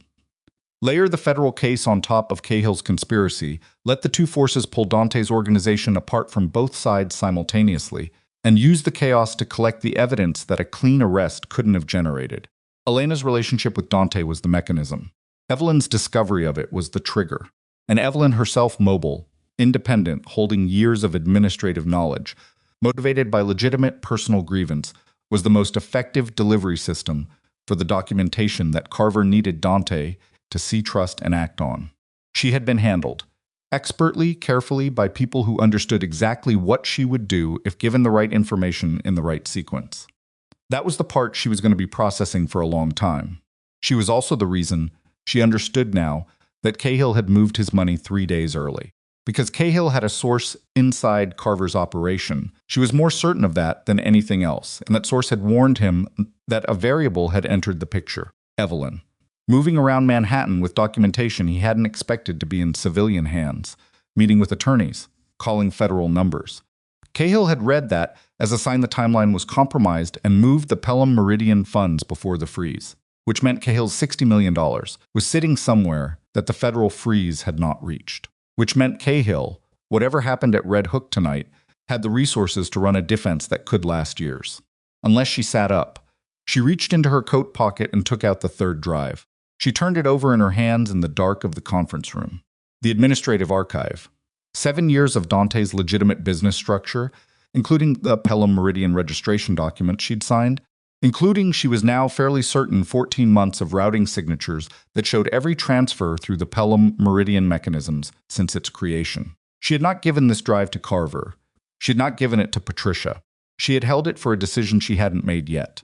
The routing signatures would show the destination accounts, not just the source accounts that the federal freeze has caught empty. The destination accounts where the $60 million had actually gone. If she could trace the destination accounts, the money wasn't hidden. It was just unaddressed. She held the drive and thought about what she was contemplating and whether it was the right thing or the thing that felt like the right thing, which were sometimes the same and sometimes dangerously different. She got up at 6:30. Patricia was already at her desk. "I need to show you something on the drive," Evelyn said. Patricia looked up. "Read her face. How much sleep did you get?" "None." "Look at the drive. They spent 90 minutes on it." Patricia called a forensic accountant she trusted at 7:15 and had him on a video call by 7:30, walking through the routing signatures with the focused efficiency of someone who understood immediately what he was looking at. By 8:40, they had traced the Pelham Meridian destination accounts to 3 shell companies registered in the Cayman Islands, one in Luxembourg and one in Singapore. The forensic accountant, a compact man named Gerald, with reading glasses he kept taking on and off, looked at them over the video connection and said, "The Singapore account has a routing structure I recognize. It's used by a specific international clearinghouse that operates under Singaporean banking law. The funds can be frozen by joint request between the U.S. Treasury and the Monetary Authority of Singapore, but the request has to be made before the clearinghouse executes its daily processing, which happens at," he checked something off screen, 3 p.m. Singapore time, which is 3 a.m. Eastern. Evelyn looked at the clock on Patricia's wall. 8:51 a.m. "How long for the Treasury request to process?" Patricia asked. "If it's treated as emergency priority, 6 to 8 hours. Minimum 8:51 a.m. Eastern, 6 hours minimum. That put them at 2:51 p.m. Eastern at the earliest. 3 a.m. Singapore. The clearinghouse processed at 3 p.m. Singapore, which was 3 a.m. Eastern, which was, we have 6 hours, Evelyn said. If the Treasury moves immediately, Gerald said. And if the Singapore account hasn't already been cleared to a tertiary account, which I can't verify from here. Patricia was already reaching for her phone. "I need to call Torres before the 9 a.m. meeting and add this to the voluntary disclosure package." She looked at Evelyn. "This changes the nature of your cooperation significantly. You're not just a witness. You're bringing active financial intelligence that their 22-month investigation didn't have. I know, that is considerable leverage. I know that too." Evelyn looked at the drive on the desk. "Use it. For the people in Dante's organizations who are being charged with things they didn't do. That's the condition. Any leverage this creates, I want it applied to the cooperation terms for the people who are being set up by Cahill's manufactured evidence." Patricia looked at her for a moment. "I'll do what I can. Do more than that." Torres was a small woman in her early 50s with close-cropped gray hair and the particular quality of someone who had spent decades in rooms where people were trying to manage the impression they made and had long ago stopped being affected by it. She sat across from Evelyn and Patricia in a Federal Plaza conference room at 9:12 a.m. and looked at the drive Evelyn placed on the table between them and said nothing for a moment. "You found the destination accounts," Torres said. "I found the routing signatures," Evelyn said. "Gerald Marsh verified the destination accounts. You'll want to talk to him. Patricia has his contact. The Singapore Clearinghouse, 3 p.m. Singapore time, which is 6 hours and 40 minutes from now." Torres looked at the drive, then at Evelyn. "And you're bringing this to us voluntarily, with conditions." "What conditions?" 3 members of Dante's organization who are facing charges for financial fraud they did not commit. The fraud belongs to Cahill and the Colton Vance structure. I want their cases reviewed against the Cahill evidence before any charges are finalized. I want that in writing before I say another word about the destination accounts." Torres's expression didn't change. She had the professional stillness of someone who had heard a lot of conditions in this room and knew which ones meant something and which ones were noise. This one, Evelyn could see her calculating, meant something. "I can get you a memorandum of understanding on prosecutorial review," she said. "Not a guarantee of outcome. A guarantee of review. With a named supervisor." "Agreed." Torres reached for the phone on the conference room table and made a call that lasted 3 minutes, speaking in the clipped shorthand of someone who knows their colleagues will fill in the architecture. When she hung up, she looked at Evelyn. "MOU will be drafted in the next 40 minutes. In the meantime," she nodded at the drive, "tell me about the Singapore account." Evelyn told her. She was precise and complete, and she did not editorialize, and she did not soften the parts that reflected badly on decisions she'd made without knowing what they meant.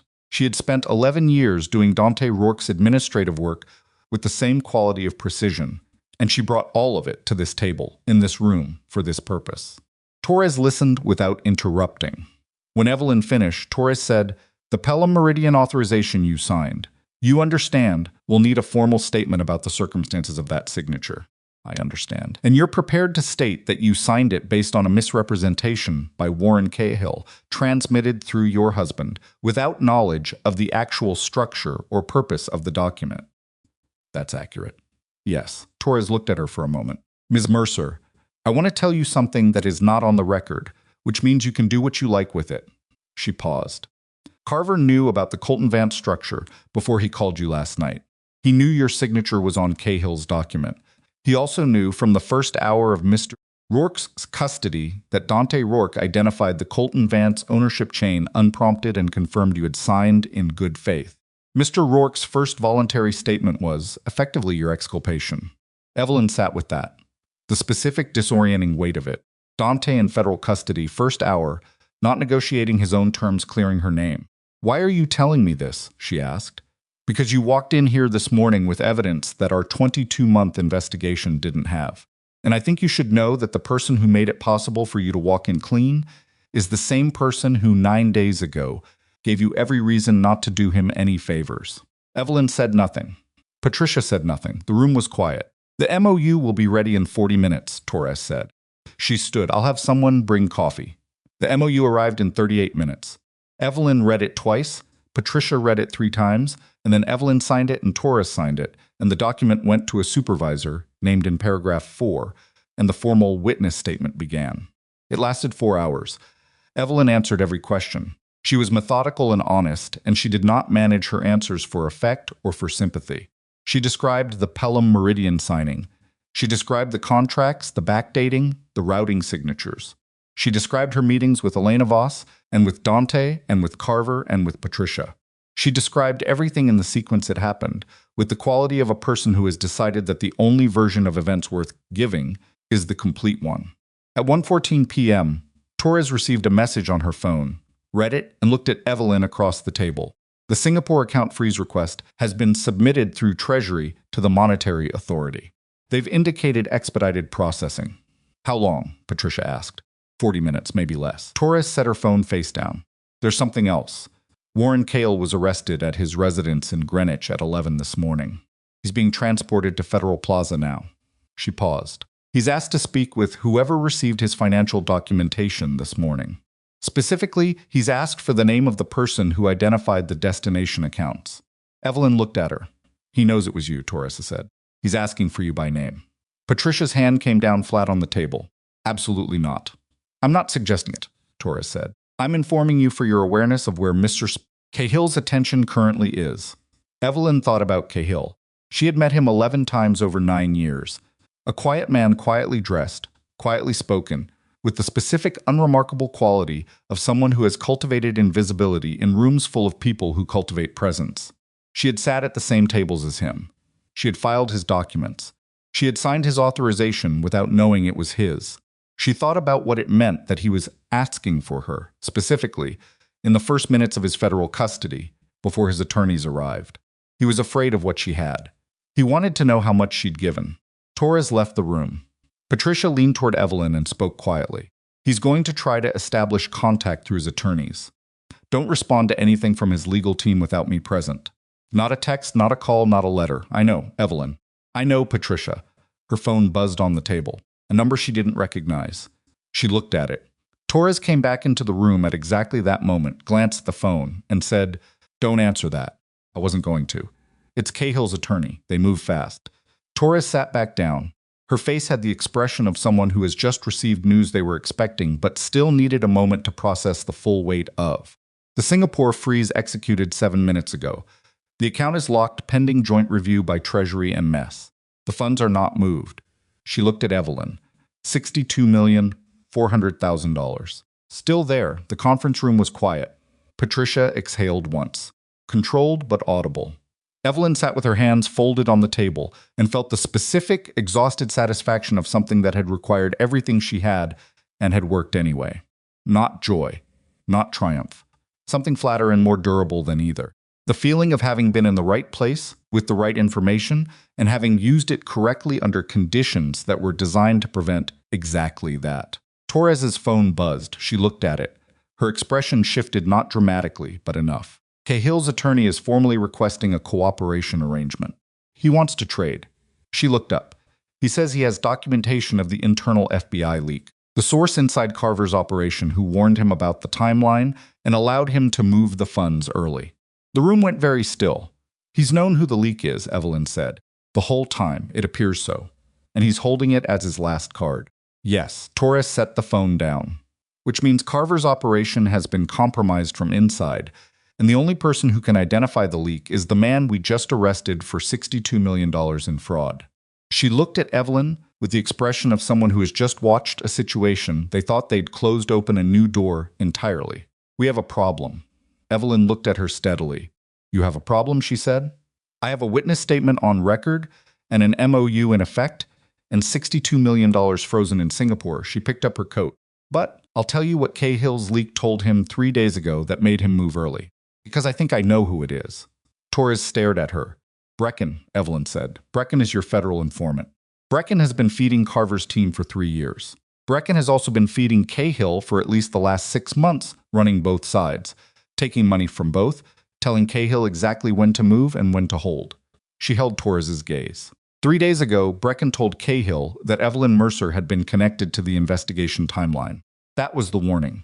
That was what moved the money early. Torres's face was very still. How do you know this? Because Brecken called me the night before last from a number I didn't recognize and asked if I was in contact with Elena Voss. I didn't answer and I forgot about it because I had 12 other things happening. But if you pull the call log from my phone, she reached into her bag and set the phone on the table. You'll find the timestamp. And if you check Cahill's communication record for the following 18 hours, I think you'll find the funds moved after that call. Torres picked up Evelyn's phone. She looked at the call log. Her jaw tightened slightly, barely visible, compression of someone who has just seen the shape of a problem they're going to be dealing with for a very long time. She looked up. We need to talk about Brecken, she said. Yes, Evelyn said, you do. She stood. She put her coat on. She looked at Torres across the table and felt the specific grinding tiredness of someone who has been running on zero sleep and pure adrenaline for 16 hours and has just watched the final piece of a complicated thing click into its place. I've given you everything I have, she said. My statement is complete. The documentation is yours. The Singapore account is frozen. She picked up the laptop bag. Whatever happens next with Cahill and Brecken and Carver's operation, that's your case. I have done my part. Torres looked at her for a moment. Ms. Mercer, you understand that Cahill is going to make you central to his defense. He'll argue the Pelham Meridian authorization was knowing participation. He'll argue you orchestrated the documentation delivery to the FBI as a way to frame him for a conspiracy you and Dante designed. I know. That argument will fail. But it will be public and it will be prolonged. I know that too. Evelyn looked at her steadily. I've been public property in one form or another for 11 years. I know what it costs. She picked up the laptop bag. 9 a.m. tomorrow if you need anything else. Patricia has my contact. She walked out of the conference room. She walked down the corridor of Federal Plaza with her coat on and her bag over her shoulder and the specific bone-deep exhaustion of someone who has been in motion since a hotel room in Brooklyn 16 hours ago. She passed 2 agents in the hallway who didn't look at her. She passed a conference room with its door ajar and saw, through the gap, Warren Cahill sitting across from 2 attorneys, his hands folded on the table, with the controlled stillness of a man rationing what he shows. She did not slow down. She did not look directly at him. But in the half-second of peripheral vision as she passed, she saw his head turn. He knew she was there. She kept walking. The elevator opened and she stepped in and the doors closed and she stood in the elevator with her back against the wall and closed her eyes for 4 seconds, just 4. Just enough, and breathed from the bottom the way Patricia had taught her. Slow exhale, longer than the inhale. The elevator opened on the lobby. She walked through it and out through the glass doors and into the November air, which hit her face cold and immediate and real, in a way that nothing had felt fully real since the night she found a photograph in a coat pocket and the world rearranged itself around her. Her phone buzzed. Patricia, texting from upstairs. Torres is briefing her director. Brecken's being picked up. You did well. She stood on the sidewalk outside Federal Plaza with the city moving past her in all directions and read the text twice. Then she put her phone in her pocket and looked up at the sky gray, overcast, the specific flat light of a New York November that didn't ask anything of anyone, and thought about Dante Rourke in a room somewhere above her in this building, answering questions, giving names, dismantling with his own words the thing he had spent his life building. She thought about the man who had driven 3 hours in the middle of the night to sit beside her in a hospital waiting room. She thought about the man who had left a photograph in his coat pocket, like she didn't matter enough to be careful. She thought about the man who had, in the first hour of federal custody, used his first words to clear her name. All three were the same man. That was the thing about Dante Rourke. He had never been one thing. He had always been all of them at once, and she had spent 11 years loving two of them and surviving the third, and now she was standing on a sidewalk in Lower Manhattan with $62 million frozen in Singapore and a cooperation agreement in effect, and the whole ruined architecture of their shared life spread out behind her like a city seen from. Height, recognizable in its shape, impossible to re-enter, already beginning to look, from this distance, like something that had happened to someone slightly different from the person she was now. She started walking, not toward anything specific, just moving the way the city moved, forward and indifferent and full of the specific stubborn momentum of someone who has survived something and has not yet decided what comes next, but is already, without quite knowing it, deciding. The wind off the river hit her from the left. She pulled her coat tighter. She kept walking. Behind her in a conference room on the 14th floor of Federal Plaza, Warren Cahill looked at the door she had walked through and understood with the precise and devastating clarity of a man who had spent 9 years building a trap that the trap had been turned inside out by the one variable he had never adequately modeled. The woman he had needed gone had not stayed gone. She had come back with the documentation. And now everything he had built was going to be taken apart by the same hands that had unknowingly helped him build it in a federal courtroom, on the record, in public, with no place left to hide. The trial of Warren Cahill lasted 11 weeks. Evelyn was not in the courtroom for most of it. She had given her testimony in the second week, 3 days on the stand, 2 of them under cross-examination by Cahill's lead attorney, a man named Forsyth who was very good at his job and who spent 6 hours trying to establish that the Pelham Meridian authorizations represented knowing participation in a fraudulent financial structure. He was precise and patient and relentless, and Evelyn answered every question with the same quality she had brought to the Federal Plaza conference room. Complete, accurate, without management or apology. On the second day of cross-examination, Forsyth asked her whether she had ever questioned the nature of the documents she signed on behalf of her husband's organization. She looked at him steadily from the witness stand and said, "I trusted my husband. That was not a failure of due diligence. It was a failure of his honesty. Those are 2 different things, and I'd ask you not to confuse them in front of this jury." Forsyth moved on. He didn't come back to that line. The jury took 4 days to deliberate. They came back with guilty verdicts on 9 of the 11 counts: fraud, money laundering, conspiracy to commit financial crimes, obstruction. The 2 counts they acquitted on were procedural, related to evidence chain questions that Cahill's team had argued successfully. Forsyth called it a partial victory. The sentencing judge called it a 23-year recommended term and set it to date. Evelyn heard about the verdict from Patricia, who called her at the small house she was renting in a town on the Connecticut coast, 40 miles from Manhattan, where she had been living for 4 months by then. She was in the kitchen when the call came, standing at the counter with coffee going in the machine behind her, and a legal document on the table in front of her that she'd been reviewing for the past hour. 9 counts, Patricia said. Which 9? Patricia read them. Evelyn listened. When Patricia finished, there was a quiet on the line that was neither celebration nor grief, but something more complicated, the specific silence of a conclusion that has cost too much to feel like winning. "And Brecken?" Evelyn asked. "Pled out 3 weeks ago." "You know that." "I know. I wanted to say his name out loud once in this context. For my own accounting, Brecken had pled guilty to 2 counts of federal witness tampering and 1 count of obstruction. He had cooperated fully with the internal FBI investigation into the leak. His sentencing was pending.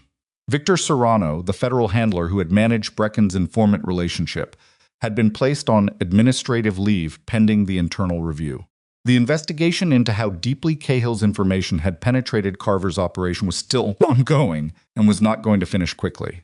Carver himself had given a statement to the review board acknowledging that the operation's integrity had been compromised by Brecken's dual reporting and that the use of Evelyn Mercer as an unwitting asset had created legal and ethical exposure that he accepted responsibility for. He had not been removed. He had been reassigned pending review, which in federal agency language meant the same thing said more slowly. Evelyn had read his statement. She had read it twice. She had felt something when she read it, not forgiveness, Not quite. Something closer to the recognition that even the people who had used her had been, in their own way, in essence a system that had used all of them, and that assigning complete moral clarity to any single point in that chain was a thing she could do if she wanted to feel righteous, but not if she wanted to be honest. She had chosen honest. It cost more and sat better. Dante's hearing is Thursday, Patricia said. I know. Are you going? Evelyn looked at the legal document on the kitchen table. It was the final dissolution paperwork for the marriage, not the divorce filing, which had been completed 2 months early in a process that had been legally complex and emotionally less so than she'd expected. This was the last document, the one that formalized what had already been true since the night she packed one suitcase and placed a wedding ring on a dining table. I haven't decided, she said. You don't have to. His attorney will be there.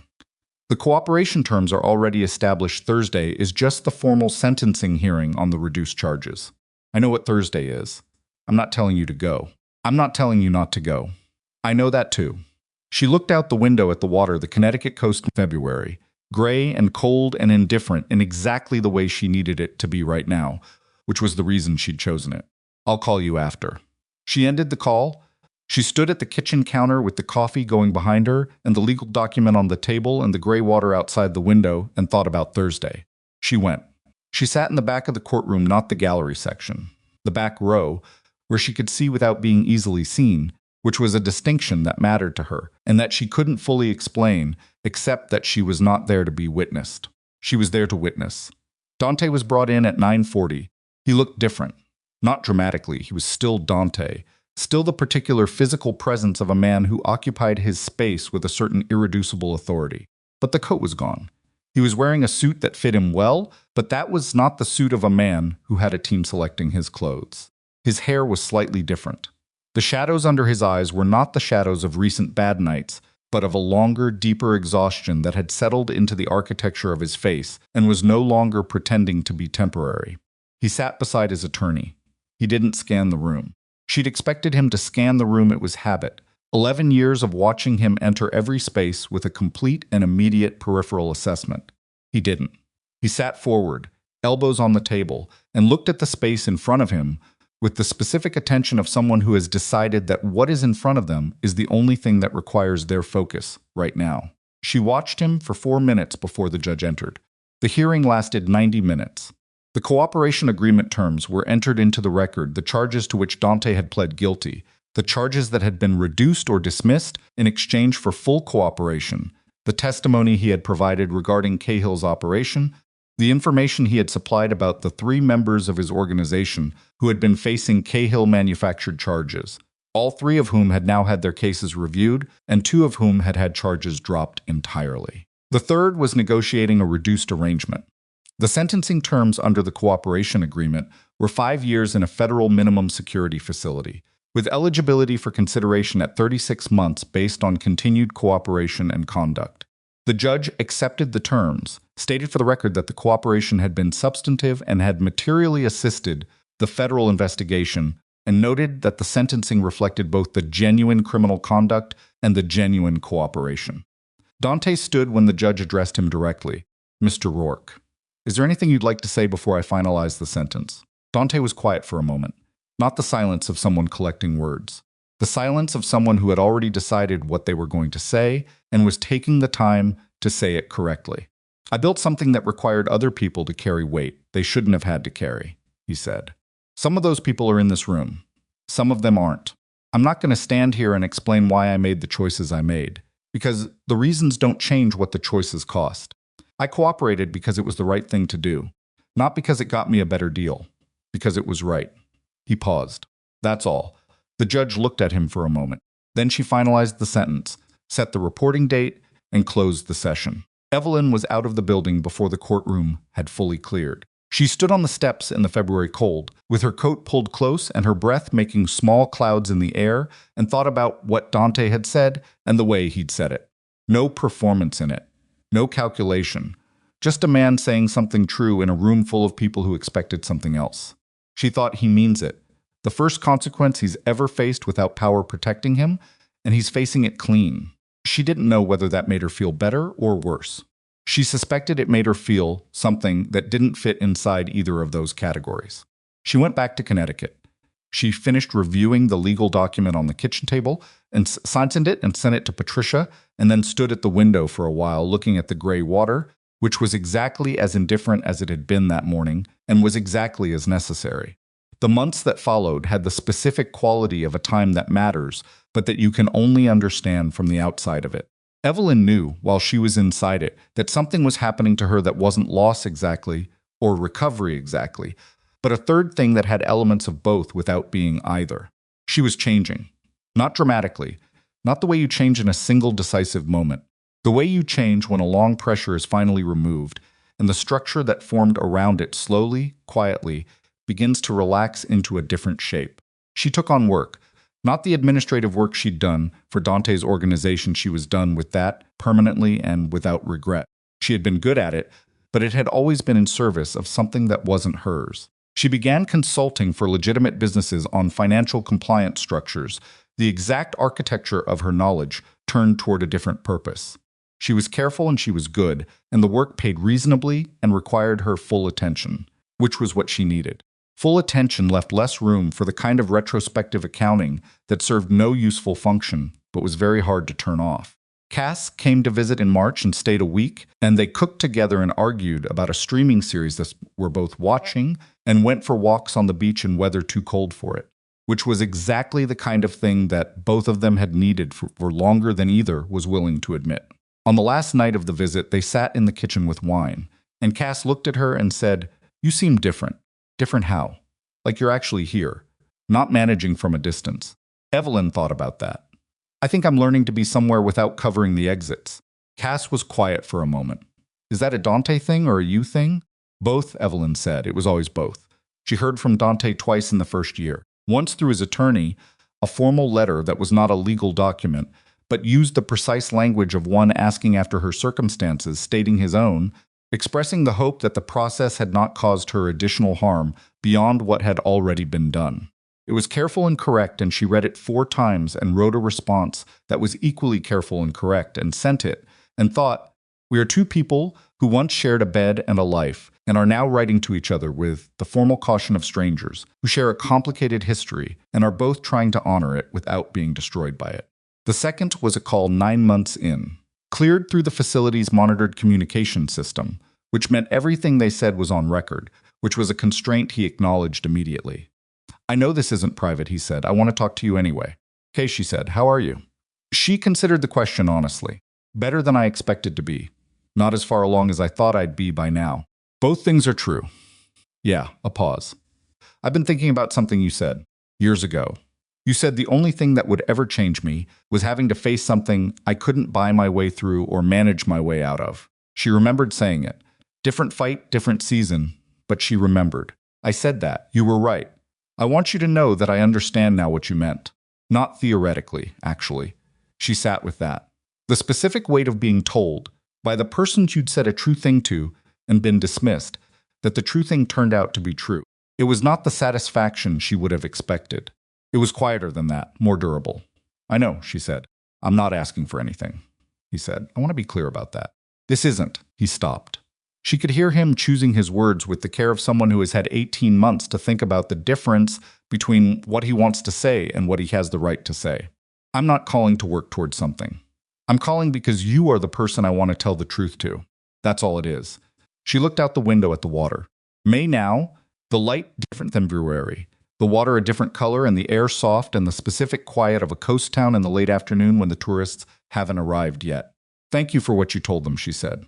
"In the first hour, I told them what was true." "I know. Thank you anyway." Another pause. "Evelyn, I'm sorry. I know I said it once, in the worst possible context, in the worst possible way. I want to say it when it's not mixed up with everything else. I'm sorry for what I did. The affair. The years before the affair, when I made you feel like what we had was less important than what I was building. I'm sorry for all of it," she breathed. Slow, from the bottom. Long exhale. "I know you are," she said. "I believe you." "That's enough," he said. "That's more than enough." They talked for another 20 minutes about small things, her work, a book he'd been reading, the facility's garden project he'd been assigned to, which he described with a dry self-awareness that she recognized as the specific humor he used when he was being honest about something that embarrassed him. She listened and occasionally said something, and felt the specific, complicated ache of a conversation with someone you know completely, in all their worst and best configurations, and are grieving not because they're gone, but because the version of things that contain them is finished. She didn't fall apart afterward. She sat at the kitchen table for a while, with her hands folded on the wood surface, and felt the full weight of the call, and then she got up and made dinner and ate it, and went to bed and slept, which was something she hadn't been able to do reliably for the first 4 months, and which she had come to understand as a measure of something she didn't quite have a word for, not peace, not resolution, but a kind of functional acceptance that life continues, and that continuation is not betrayal of what came before. 2 years passed. She moved the consulting work into a small formal practice herself and 2 junior partners, an office in New Haven, clients who were not glamorous and whose problems were real, and whose trust she took seriously and earned methodically. She got better at the work. She got better at a lot of things that had always been available to her, but that she'd spent 11 years subordinating to the shape of someone else's life. She spoke with Patricia regularly, less often about legal matters and more often about the specific pleasures of women in their 40s who have survived complicated things and have arrived on the other side of them, with their judgment intact and their appetites improved. She went to Boston twice to visit her sister, who had the particular quality of someone who has always known something and has been waiting the right amount of time to say it, and who did not say it, which was the right choice. She did not date. Not from bitterness, she examined that regularly, looking for bitterness and finding something else instead, something closer to a person who is still learning what they want and has decided that learning it alone is more honest than finding it out at someone else's expense. That might change. She thought it probably would. She wasn't in a hurry. Dante was released at 31 months. Conduct and continued cooperation, as the agreement had provided for. She knew about it from Patricia, who had kept in loose contact with his attorney on matters that were still occasionally relevant to Evelyn's own legal clearance paperwork. She did not call him. She did not expect him to call her. He didn't. Not immediately.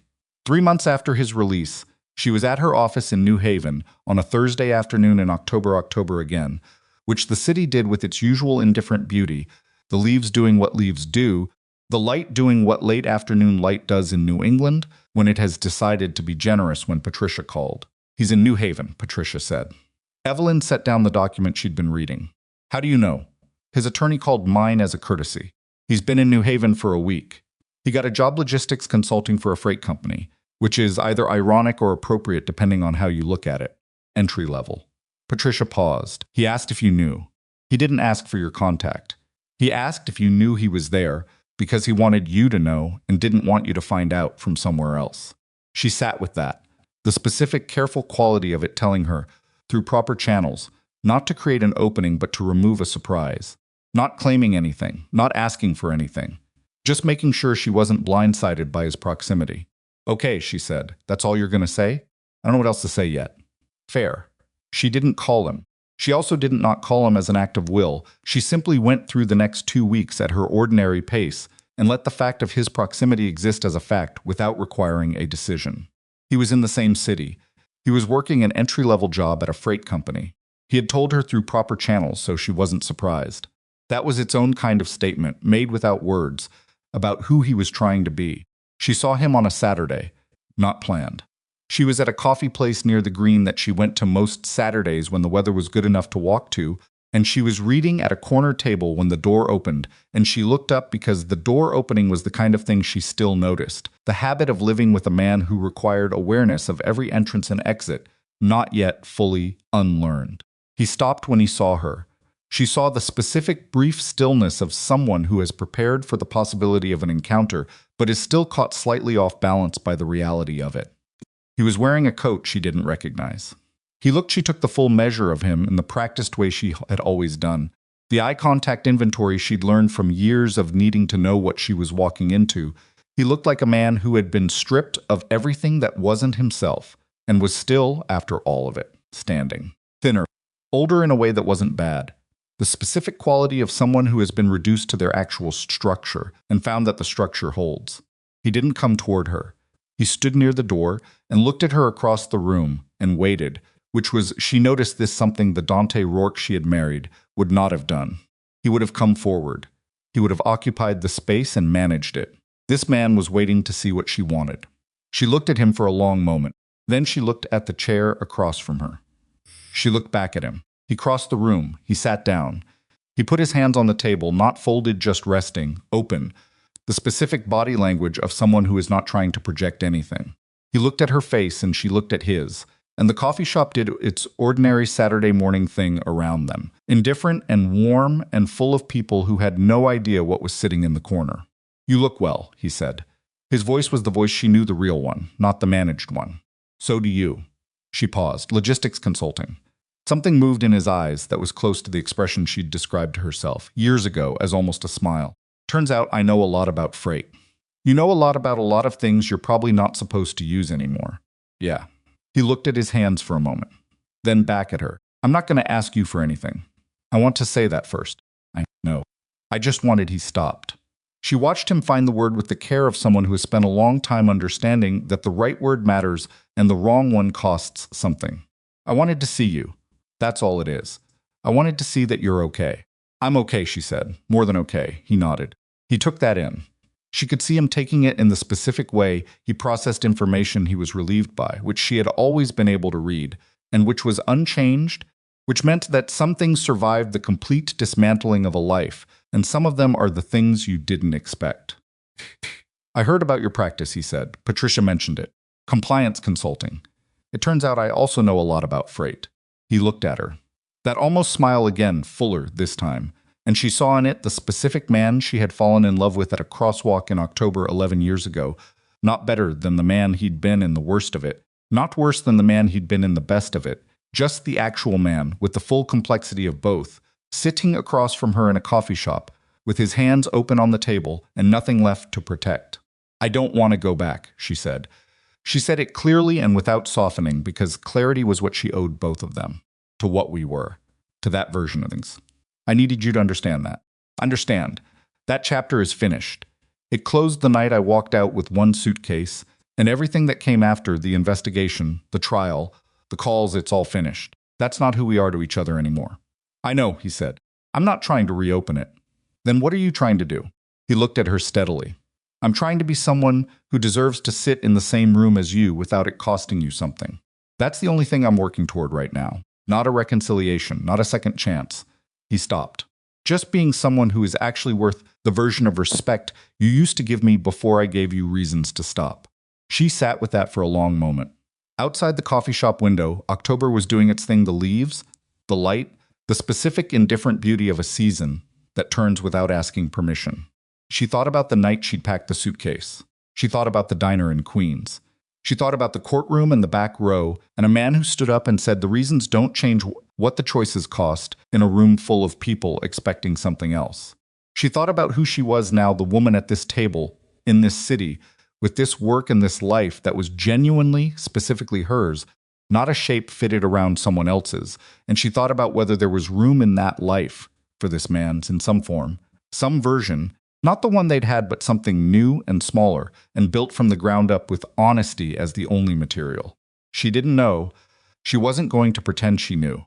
But she looked at him across the table, hands open, coat she didn't recognize, older and thinner and stripped to his actual structure, and she felt something that wasn't love exactly, or forgiveness exactly, but a third thing again, the one that didn't fit inside either category. The specific quality of seeing someone clearly, in full, without the distortion of illusion or bitterness, and finding that what's actually there is still, despite everything, worth looking at.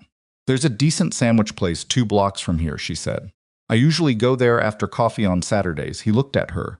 He understood she could see him understand that she was not offering a reconciliation.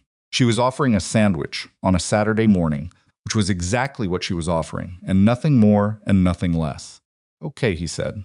They left the coffee shop together. They walked 2 blocks in the October air, with the leaves doing what leaves do, and the light doing what it does, and the city moving around them, indifferent as cities always are to the private human calculations of the people moving through them.